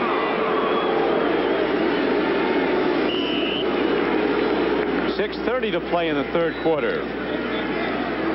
Lewis James Kelcher the second. There's Lewis James Kelcher the third coming up too. He's 4. They say when he grows up, Lewis James the second will look like a parakeet. I thought Lewis James was the second and the third. Oh, an interception by Cliff Thrift. The tip drill comes into play. Big defensive play by the Chargers. Intercepted by number 59, Cliff Thrift.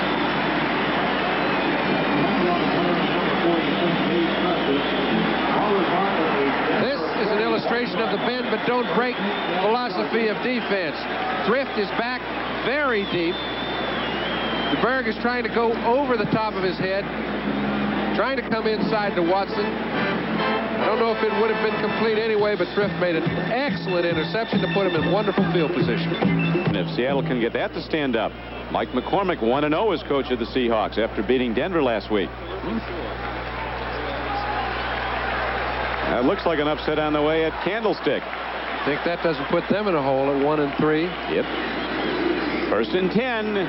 Muncie turns the corner, but he has a problem. Dennis Smith, a sticker out of Southern California, coming up from the strong safety. Stop at number 49, Dennis Smith. Don Coryell. Playoff teams 3 years at St. Louis, more here at San Diego. Great college teams at San Diego State. It's funny how when you see offensive play that's excellent, it doesn't seem, although it seems exciting, the intensity level really picks up when both defenses start playing well, and I think that's what we're seeing. Second down and 12. Here's a throw and a completion to Kellen Winslow for a San Diego first down. Number 80. Ball's down to the 30-yard line.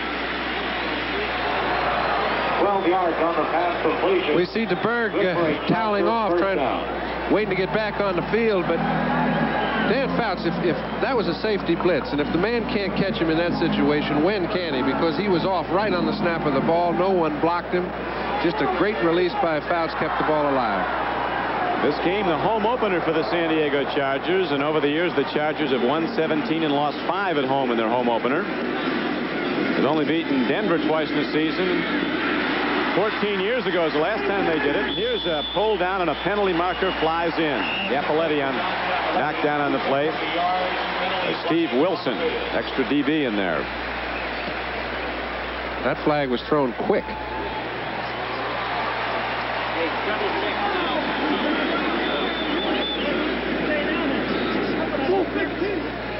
No doubt about the fact that it was a face mask.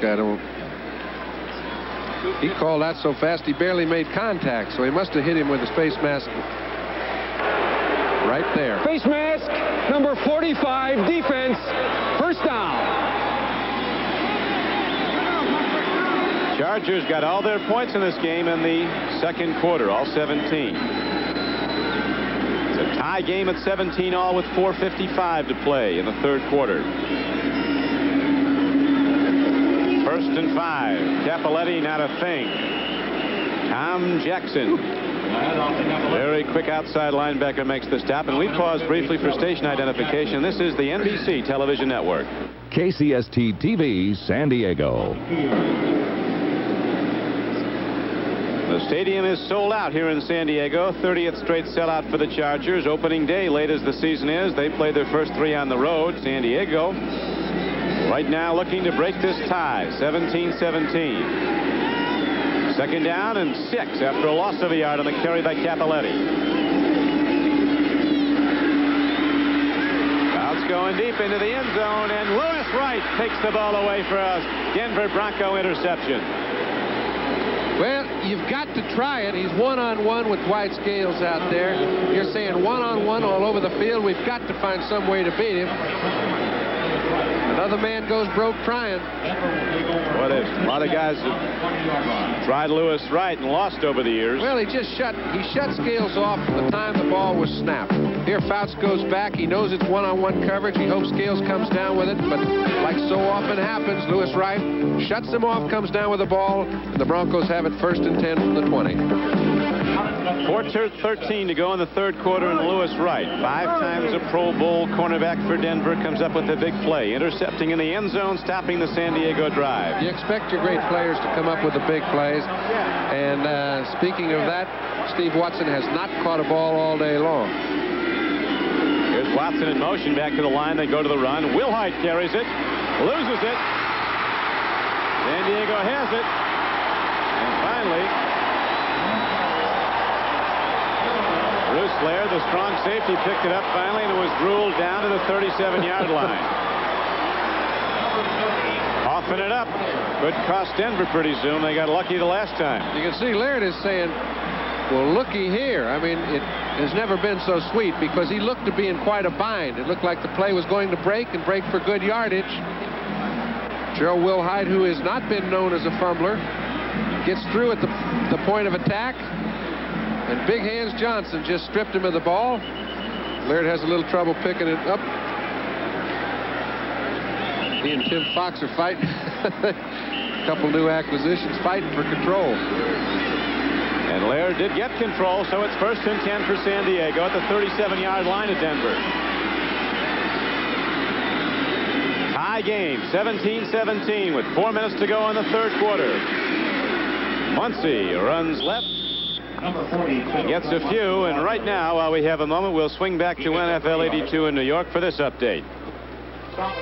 Thank you, Don. Len Berman in New York, NFL 82. The punt return of the day. Leroy Irvin moments ago for the Los Angeles Rams, up the hash mark and down 63 yards. The Rams beating the Chiefs 20-7, about to win their first of the year. Let's go back to you. 2nd down and 8 coming up here at San Diego. Don Criqui with John Brody as Dan Fouts and the Chargers looking to break a 17-17 tie. Fouts throws. Winslow had it off his fingertips. Dennis Smith did get a piece of the ball defensively. Ooh. Fouts might be looking at that one again. Well, Smith made a fine play, but Winslow had him beat a little bit. Generally, you'll see Dan put a little more arc on a ball when I don't think he knew that Winslow had him beat down the field. He thought he had an angle on him, and he tried to force it and couldn't make it. He's not feeling too good right now. He'll get another chance. 3:22 to go in the third quarter. Dan Fouts, who leaves the house throwing the ball on game day. Putting it up all day long now, but looking for... Let's see if they were drawn offside. Rulon Jones took off, but Doug Wilkerson might have moved. Full start, offense.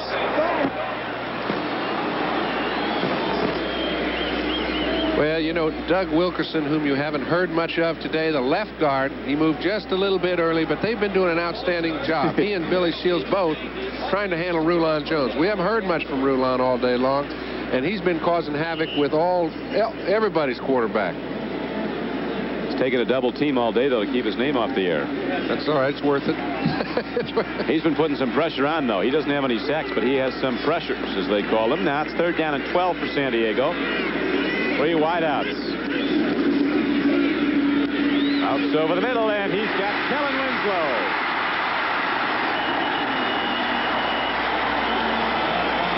Wide open, a 21-yard gain and a Charger first down. Just an outstanding, as we take a look at the secondary, Kellen Winslow in the middle of your screen gets held up for a little bit by the linebacker, but when he comes underneath, he knows when the ball is going to be thrown. Fouts and he have about as fine a timing as any twosome in this game. Takes the ball on the dead run, picks up a first down, and then drives on the move. They talk about the cannon arms, but in case of Fouts, it's the touch and the timing that makes him a great one. Right. Cappelletti down inside the 15-yard. Another fumble, and Denver says we have it. Broncos have the ball.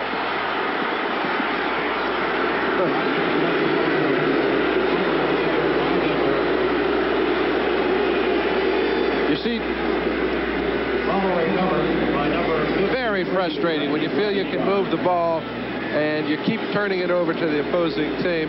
The first quarter, I think we had 1 possession by Denver. Now we've had 3 in the course of about a minute and a half. Coach Coryell's hurting at this point. Still tied up at 17-all when we come back. Randy Gradishar comes off the field after the Denver defense got the turnover. And you never know in a pile like this, but if you have to take your pick, I think I'd say number 53 comes up with his share and then some. This ball is just fumbled before the runner hits the ground. Gradishar keeping his eyes open, and it's pretty tough to do in a pile like that. Comes up with the ball. Those loose balls do draw a crowd, and Denver comes away with it, stopping the Charger threat. Tie game. Denver has the ball, 1st and 10. The pitch back. Dave Preston. Good play by cornerback Jeff Allen. 27. He was the man that hit him. Well, there is some hitting going on. You can hear it up here. And on the top, number 57, Lyndon King. Coach Reeves and Coach Coryell fully aware that the club that comes out of this game on the short end heads into the last part of the season with a 1-3 record, and the odds not that good to make an even expanded playoff format. That's right. 5-4. It just looks like you're going to have to get there.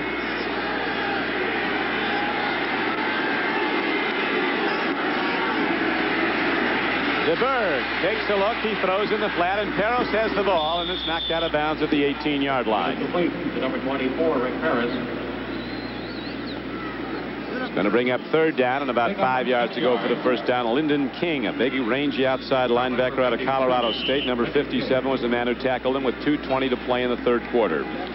If you're at DeBerg, you know right now how important it is to get out of this hole because you're playing on the road.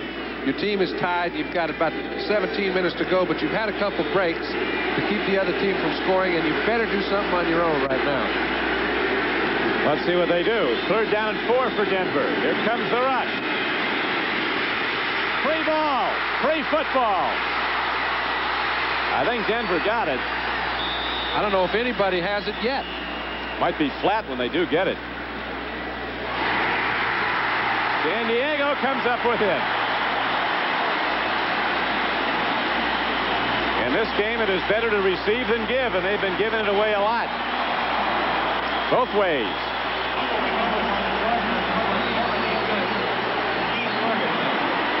Young second-year man out of Ohio State, Keith Ferguson, new man on the defensive line, stays alert. This could have gone to anybody. It's fallen loose on the turf at the 5 or 6 yard line. It looks like the Broncos are going to come down with it, as number 76 was the first to get there. Ken Lanier, he did not hold possession, and San Diego's got it. Been a long time since the Broncos have given up a touchdown after that 2nd quarter. Here comes San Diego. Muncy cut down and hard at the 2-yard line.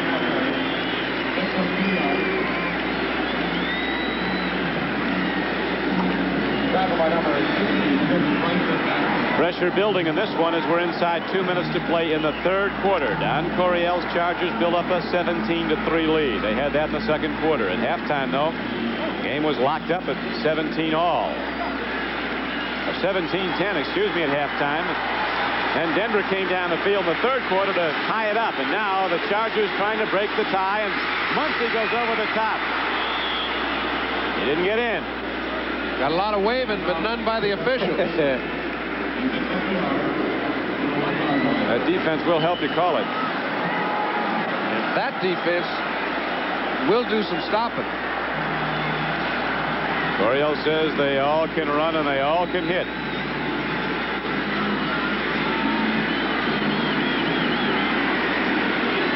Big down. 3rd and goal, and you see how far away. Fouts, penalty marker. There is a penalty marker down. I don't think he made it anyway. So Penalty flag on the field. It's against Denver.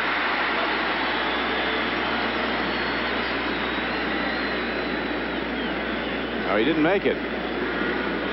But they're going to get 3rd down over, and this time they'll be at point-blank range. Nose of the ball will be almost touching the line. it almost was the last time, Pardsy, and that's It's not a long way unless there's about 5 guys in orange. Offside, number 57, defense, third down.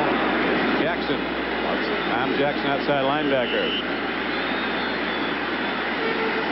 What do we do? Go right back to the quarterback? I would not try the area where Reuben Carter is posted, and that's right there where the center is.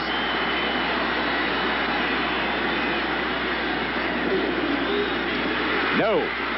Muncie tries, doesn't get there. The Orange Crush is putting a squeeze on now. After a fumble gave San Diego point-blank range. Now it's decision time, and they're going for the field goal, but watch Reuben Carter, Bryson Manor, those two in the middle are so strong. Look, they win the battle at the line of scrimmage. They forced Muncie to make contact almost a half a yard behind the line of scrimmage. Got stood up by the defensive backs. Great play by the lineman. Steve Wilson, number 45, was the guy who made the hit over the top, but John pointed out, takes those submarining defensive linemen to knock down the blocking and set up the hit. Now Benerska will try a field goal from 23 yards away, virtually an extra point shorter, actually. Chip shot, he's got it, and the tie is broken, but not by a touchdown.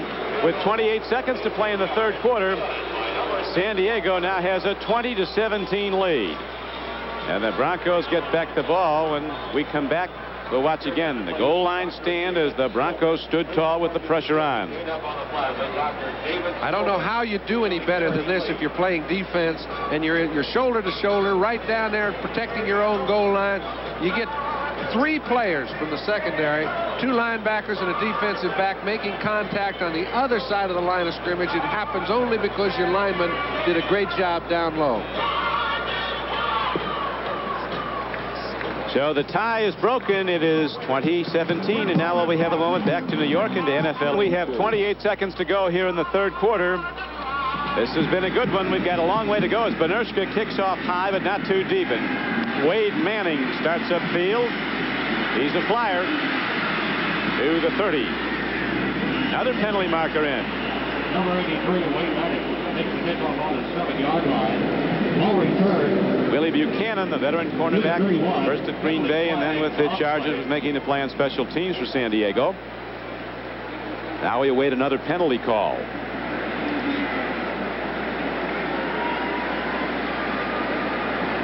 The march will be against San Diego. And it's a long one. Personal foul must be.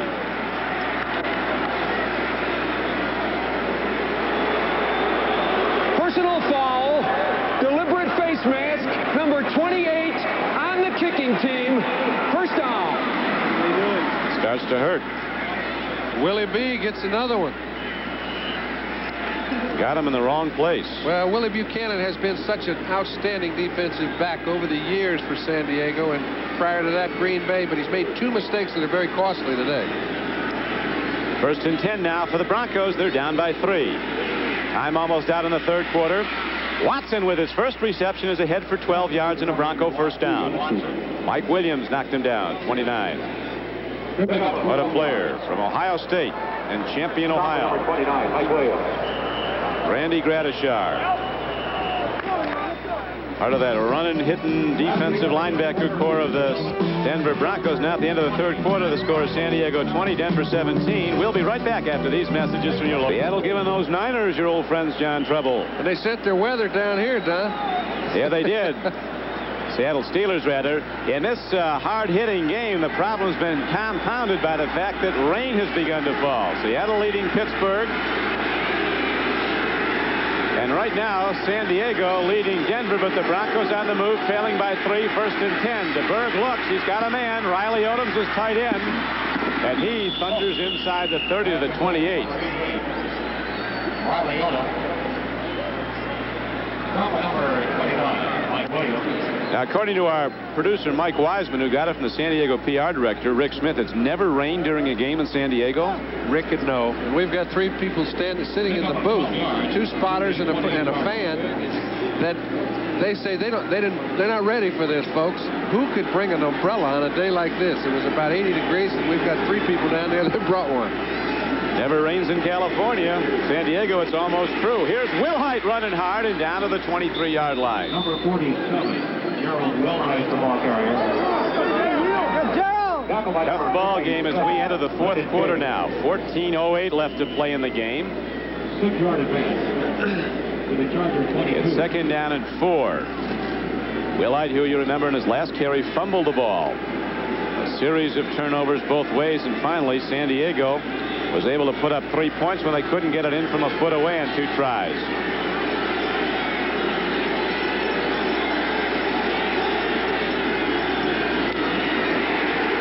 Big Louie stuffs the run. They like Big Louie. He does 2 things. He's very good against the run. He's also very good at penetrating from his defensive tackle spot. From SMU, the biggest of Mustangs. I'll tell you, in the midsection, he's got to be the biggest man I've ever seen in a football uniform. I didn't have a chance to see Les Bingham, but he could stand right up there with Louie. Right now, Charger defense digs in. Pitch back. Gerald Wilhite. Chargers stop the run again on 3rd down and 3. Now the rookie place kicker comes out for Denver to try to tie the game.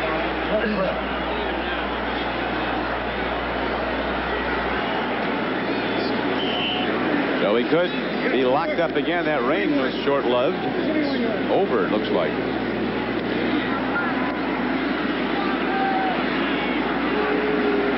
Chargers came into pro football in 1960 with the old All-American Football League, or the American Football League. Here's the first rain. this is a big one. Plenty of leg, and it looks like he's there. Game is tied. Rich Carlos, the free agent rookie from Cincinnati, hits the field goal 38 yards out, and the game is locked up at 20-all now with 12:20 left to play. Once again, Carlos puts it up on the replay, and thank you very much, sir. Barefoot and all. Here we go now. Rich Carlos, who hit the 38-yard field goal for Denver to tie the game at 20-all, ready to kick off for the Broncos. Hits it high. It'll carry down to James Brooks at the 3.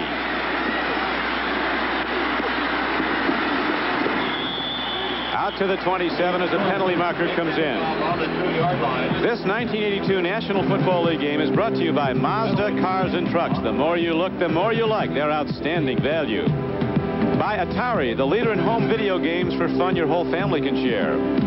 And by Seiko and your authorized Seiko dealers who remind you that people trust Seiko more than any other watch. The Orange Crush defense at its best a little bit ago as they stopped the San Diego Charge from a foot away from the goal line. Now penalty assessment against the Chargers on the kickoff return. It'll be a clip. Holding on the run back. First down. Referee Jerry Markbright with the signal, and 12:11 shows on the game clock now. Tied 20-all. Bouts and the Chargers put up 17 second quarter points, but only 3 since then. Penalties have been a big factor in this half. He doesn't like the run, but he has to. Dan Fouts closing in on another 300-yard passing game, which will put him alone atop the list of 300-yard games, one more than Unitas when he gets it today. Pick up of 4 yards to the 17-yard line. He's a student of the John Brody School of Running. Don't. Well, he knows he's got some great backs that can do that sort of thing. He did pick up 2 or 3 important yards there, and he was looking over to the side to see if they have any special plays. He knows it was 2nd and 6. 2nd and 6 right now. Here's a swing out to James Brooks. Blockers there. Tackle missed by right. And Brooks dances out of bounds very close to a first down. Now, while we have a moment, let's switch back to New York to NFL 82. Okay, Don Quickie, Len Berman, NFL 82 in New York, and back come the Chiefs. It is Steve Fuller, 35-yard bomb, J.T. Smith in a crowd. Touchdown, Chiefs, but they still trail it 20-14 in Anaheim. Back to you, Don. Thank you, Len. Chiefs get the big one, but the Rams looking for their first win. They have major problems to the north. So far, Fouts has put it up 34 times, has completed 22 for 282 yards. Once again, he's got Joyner. He breaks the record, but the game has yet to be won, and right now, with a big reception by Joyner, advances the ball down to the 48-yard line of Denver.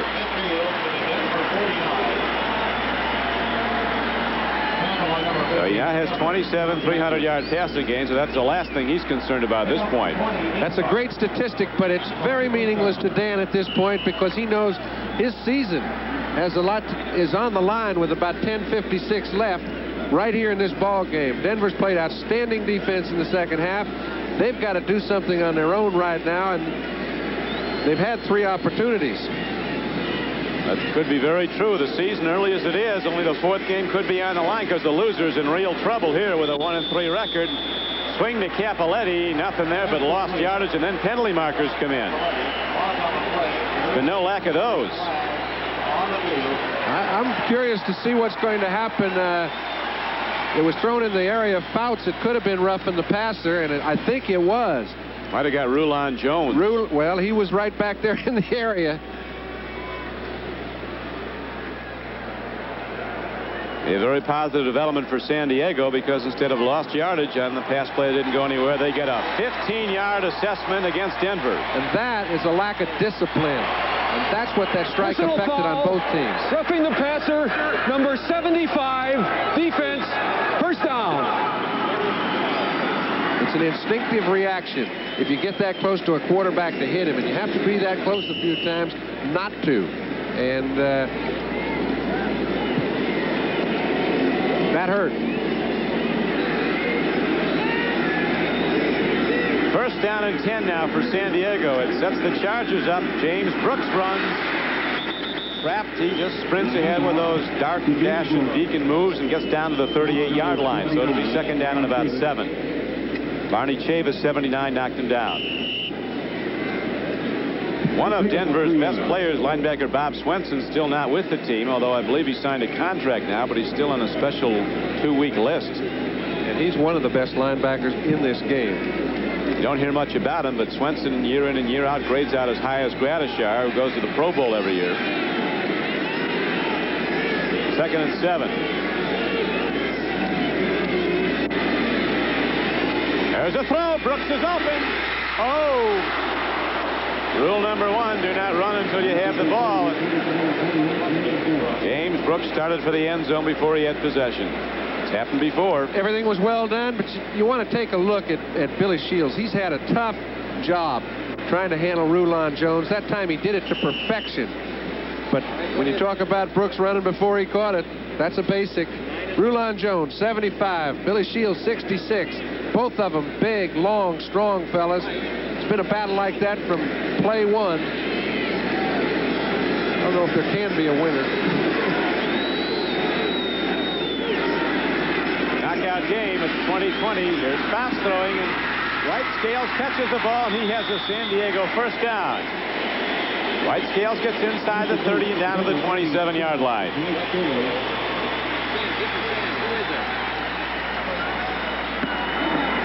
Gain of 10 yards on the pass completion. So in a tie game, it's 2020 with 9 minutes and 25 seconds to play and the clock running. The Chargers get the big gainer for the first down, and now they'll go first and 10 from the 27-yard line of Denver. All tied.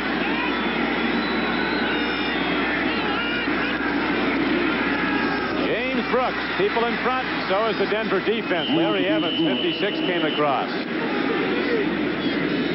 Rulon Jones helped knock down the blockers.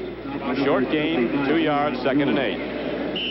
Dr. John Bishop, please report to security. Game clock running. The lights are on here at San Diego's Jack Murphy Stadium. Don Criqui with John Brody with 8:46 left to play in the game.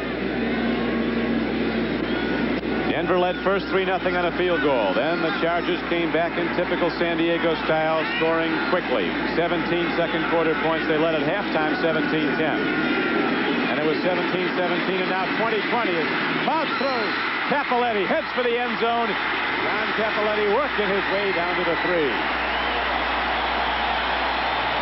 21-yard gain. It's the little things that some people notice and others don't. Here's Bouts. He sees Cappelletti right now. Cappelletti's the man he's going to, but he's got to look some people off first. He remembers he's out there. Now he comes back to him when he's wide open. Gives him a little running room. Cappelletti runs over Dennis Smith. Louis Wright finally makes the tackle, but they've got it first and goal at the 3. Well, this game's been something. It's got a long way to go. You remember last time, though, that San Diego was seemingly point blank. They couldn't get it in. Not this time. James Brooks goes down. The turf a little wet after that brief rain. Well, they've never had it, Don. They may have to get longer cleats if it rains again. The play is set up perfectly. Winslow's the lead blocker. He's got Cappelletti in front of him. He's got nothing but what hole to choose. Now he goes down. Everything closes up. That play was made by 3 players who may not have been in the play if he kept his feet. So instead of first and goal at the 3, it now goes to second and goal from the 5.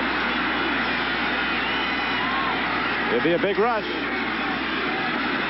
Nothing there up the middle. He got a couple maybe down to the 3, maybe the 2. Chuck Muncie. 3rd and 2. This is where you say, what do you do? Run the ball, throw the ball. What do you do? They've studied this situation in the film all week, and they probably have a pass play that's a 3rd and 3 pass play, and we'll see it right here. I don't think they can move the line off the line of scrimmage in order to run it that well. This is the 10th play, the 11th play of the drive come up here, John, as they're down at the 3-yard line, 6:25 to play. Game is tied, 20-20.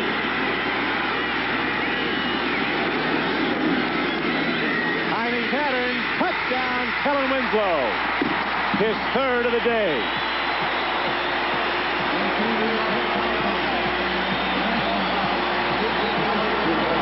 When you need it, go to the great ones, and they'll deliver. And Bouts to Winslow, one of the great combinations in the league. Yeah, it's always nice if you had your druthers, you'd like to have Kellen Winslow with the score tied 1-on-1 with a rookie, okay? So he's a fortunate man. He may have given him a little more than he had coming, but Steve Wilson is the man. It's a tough situation. You can't cover this man with 2 people. They're trying with 1. Winslow, having his typical all-pro day, has caught 7 for 96 yards in all 3 San Diego touchdowns. Extra point is up, and the Chargers open up a 27-20 lead with 6:16 left to play. An 11-play drive, and they finally take it in as 6'6" Kellen Winslow goes up above the defense. Yeah, and I think Steve Wilson was the beneficiary of an extra little bump that he got away with. Thank you. 6:16 to play in the game. San Diego has just broken the tie and now leads 27-20 on Kellen Winslow's 3rd touchdown reception from Dan Fouts. Gerald Wilhite, the little sprinter out of San Jose State, comes back with a kickoff for Denver. Lunges ahead to the 30-yard line. Denver coach Dan Reeves, an unhappy man after that last touchdown. Well, we discussed, Don, how we thought Winslow got away with pushing Steve Wilson, and he had a perfect angle to see the play. He's sitting on his bench. It happened on his side of the field. And I want you to know he's going to let that official know what he thinks. Well, he's jawing at the back judge, Tom Kelleher. Pretty simple what he's talking about, isn't it? And I think he's right.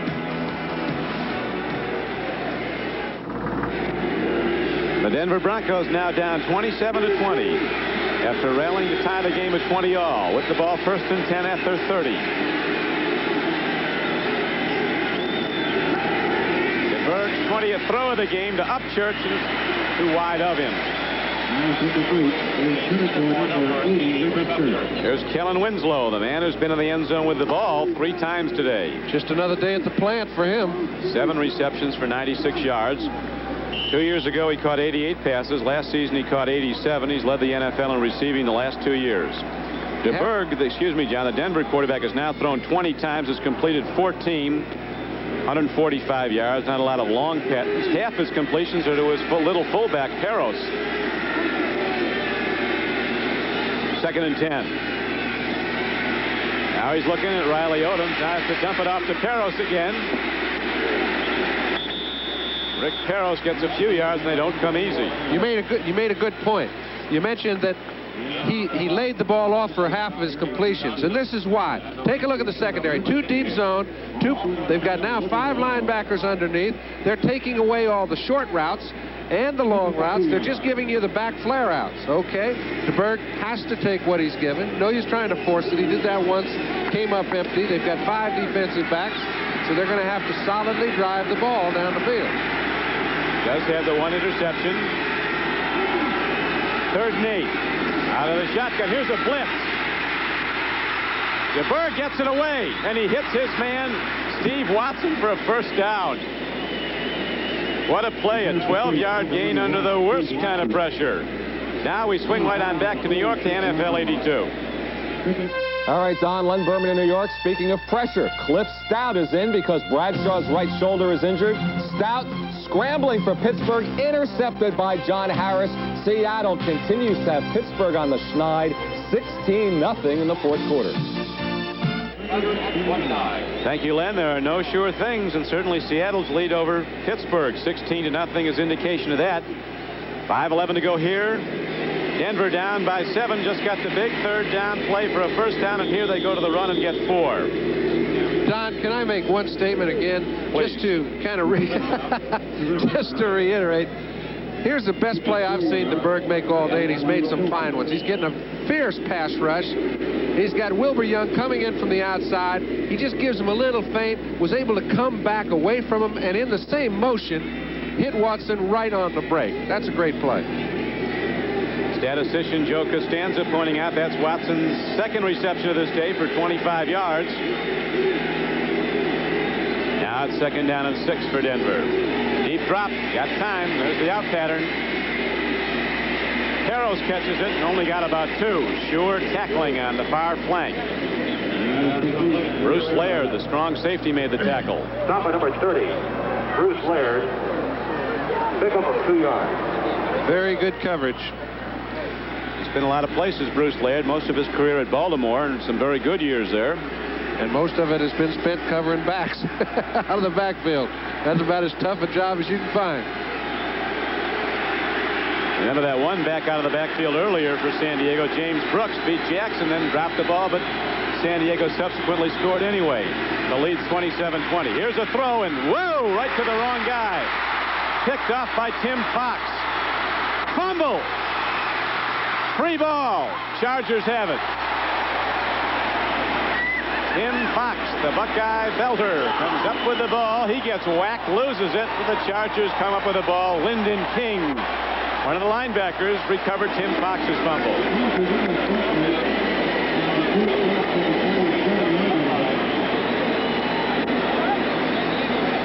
Here's a case where from up here it looks as if it's a bad throw.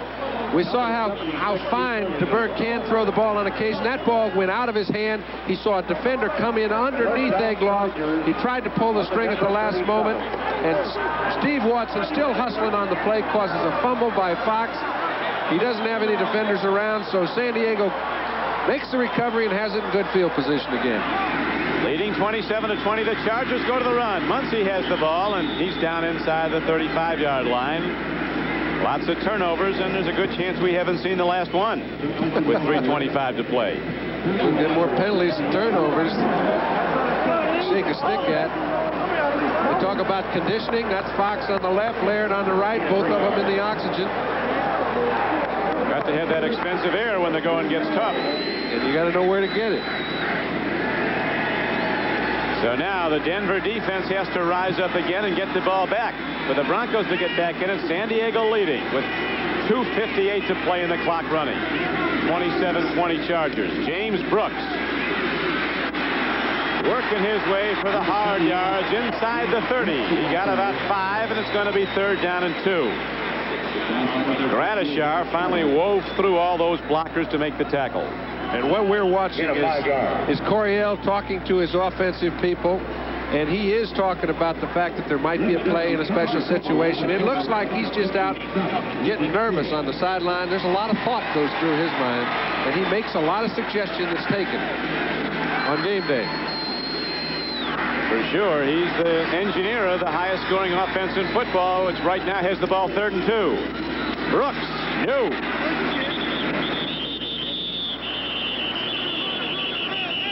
Broncos have stuffed a lot of short yardage plays. Now let's see what Coach Coryell goes to. Talking to Dave Levy, his offensive line coach. That is a dilemma. If they don't make it, I'll be interested to see what they do. I think they're short by about 2 feet, Don, and it's, you know, if they go for the field goal, it's a long one. It would put the game out of reach. Yeah. But that does create a few other problems. What if we get it blocked? Denver's not too bad at blocking field goals. That's right. Do we go for the first down? It'll be a 45-yarder if they go for it, and they're going to.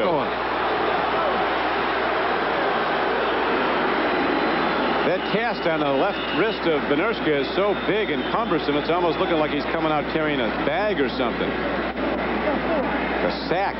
That's a load, that cast. It's a big cast. It's also heavily padded. The clock winds down to 2 minutes to go. And now, here comes another one of those fantastic finishes. San Francisco trails Dallas 27-21.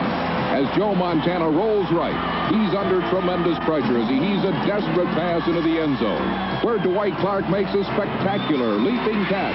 The surprising 49ers defeat the Cowboys 28-27 and earn the right to meet the mighty Bengals in Super Bowl. This sold the coaches. Well, we talked about the factors. He doesn't like the fact that he doesn't feel good about Berniska kicking the ball with his broken wrist, and he feels that it will affect him from 45 yards out. The one way the San Diego could pull this game even right quick is if they get a field goal blocked. And they also think they can make the first down. And 4th and inches. Those Broncos are tough. The orange crush and their defensive huddle slapping hands like, let's get him again. Here we go. 4th and inches for San Diego.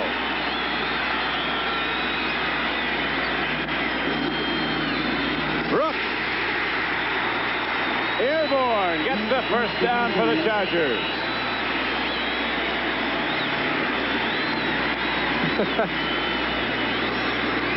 You see so many quarterbacks that try to talk their coaches into going the way they want them to. You don't see very many of them succeed. I got to listen to Fouts off the record book. He's won a lot, and he and Coryell team up to make a great offensive intellect. Denver wants a timeout. They get a measurement first. Make sure they got it, but they did. Now a timeout with 1:56 left to play in the game.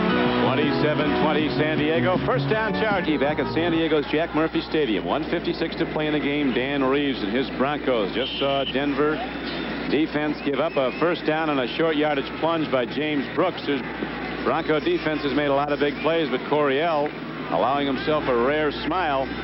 I don't think it hasn't widened into a real big one yet.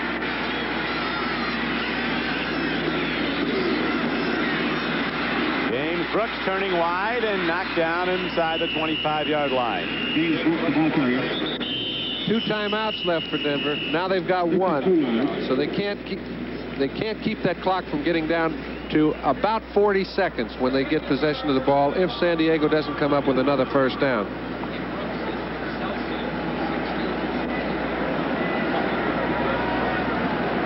Coach Coryell looking on now. It's going to be 2nd down and 9 when play resumes. San Diego with a 7-point lead, 27-20. Dan Reeves, his coach is Stan Jones, a great lineman for the Bears on the left. Joe Collier in the middle, who's rebounded very nicely from some major surgery. Brilliant defensive tactician for the Denver Broncos as the lights are on in Southern California. And the lights could be out for the team that comes out of this on the short end. And it's looking very dim as far as Denver's concerned. And it's even compounds itself because Dan Reeves knows his team played good enough to win. Things did not go their way today. I think both teams played well offensively. I think the breaks went against Denver, and although they could get the ball back with 40-45 seconds left, that's a big order. A real big one. 1:47 to go now. 2nd down and 9. They go to the run, and James Brooks doesn't get much. Gets it down to the 23-yard line. It's going to be 3rd down and about 8. Got only a yard, but the Chargers doing what they want to do, and that's run the clock with 2 downs left. And Denver, as John pointed out, with one remaining timeout. The game clock ticking on down. Don Coryell hoping that his Chargers come out of this 2-2. They've got some tough ones coming up. They have to go to San Francisco. They have to play Cincinnati. But they will be home more than they'll be away. This, as we mentioned earlier, is the home opener, believe it or not, on November 28th for the San Diego Chargers. You know it's a different season when you hear that. Third down and 7 the way they have it. Brooks going wide, turns upfield, nothing there. Again, Denver stops the run. Radishar filled and Rulon Jones was there, and now the Broncos use their final timeout, and here comes Benershka in the field goal unit out for the San Diego Chargers. Well, it's curious, but I think the decision that they did make had to do with the distance of the field goal attempt, because they're going to now go for one. When it was 45 yards, I think Fouts' feeling was that odds were he wouldn't make it from that distance, and I think we can pick up the first down. From this distance, Benershka has a pretty good average. A vital game in the opinion of most coaches, even though it's just the 4th of this strike-shortened season, because the loser comes out of it 1-3, and with the projections being it's going to take 5 and 4 to go to the playoffs, and as Coryell said yesterday, he thinks there's going to be some 5 and 4s that'll go and some that won't, like the 10 and 6 years. Well, that's possible, but I'm going to if I was allowed to bet, I'd bet 5 and 4 to get there. Not allowed. Big upset occurred today at the Kingdome in Seattle, where the Seahawks, under their new coach Mike McCormick, upset what was a powerhouse team through the first 3 weeks, the Pittsburgh Steelers. We welcome those of you just joining us and watching Seattle-Pittsburgh. Right now, San Diego trying a field goal from 42 yards. Benershka kicks a line drive, but he gets the job done. It's through the uprights. Bad arm and all. Ralph Benershka gives the Chargers a seemingly insurmountable 30-20 lead with just 52 seconds to play. A 42-yarder, and so Dan Reeves and his Broncos need a miracle now, not just a big play.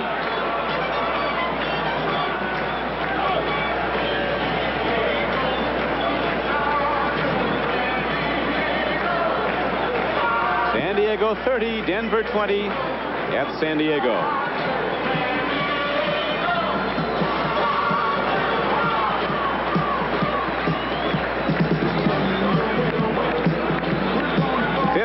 Seconds left to play, and it's a 30-20 game, San Diego. The coordinating producer of NBC football is Ted Nathanson. The telecast of today's game has been produced by Michael Wiseman, directed by Harry Coyle, technical director Ray Figelski, associate director Ray Benassi. Our NBC statistician Joe Costanza with us. Also our thanks to Dan Sexton, Bob Sexton, and Tim Sexton. There's a lot of Sexton boys working here today, and Jim Casey here in the booth. Don Criqui with John Brody as we're coming down to the final minute of play. Here's a high-spinning short kickoff that Wilhite takes. He goes down to 28.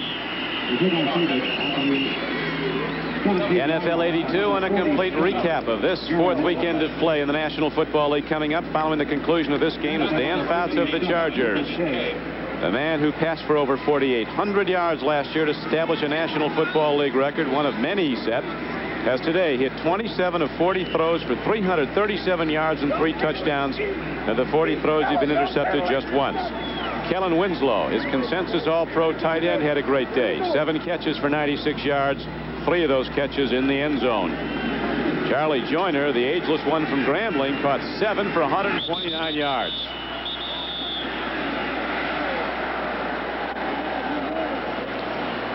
Steve DeBerg did well today, John, but it's not going to be enough. Well done. I think in order for him to establish himself as their guy, you follow me, in the future for the next 6 or 7 years, he'd have to do so over Mark Herman, whom a lot of people think will be their quarterback of the future. Steve played exceptionally well through 3.5 quarters. He threw 2 interceptions. One of them, I think, was a great defensive play. One of them was one in which, at the last instant, he tried to bring it back and check the play. I just think his thought process was outstanding. I think that they played well enough to win. It's just that San Diego played a little better at the end. Played well when they had to. Chargers getting their points in bunches. 17 in the second quarter and the other 10 in the fourth. Watson catches the ball. Is hit hard by cornerback Jeff Allen. And the Broncos get ready to huddle. They'll go into alignment without a huddle as Dave Lewis was also in the stop for the San Diego Chargers. 30 seconds to go.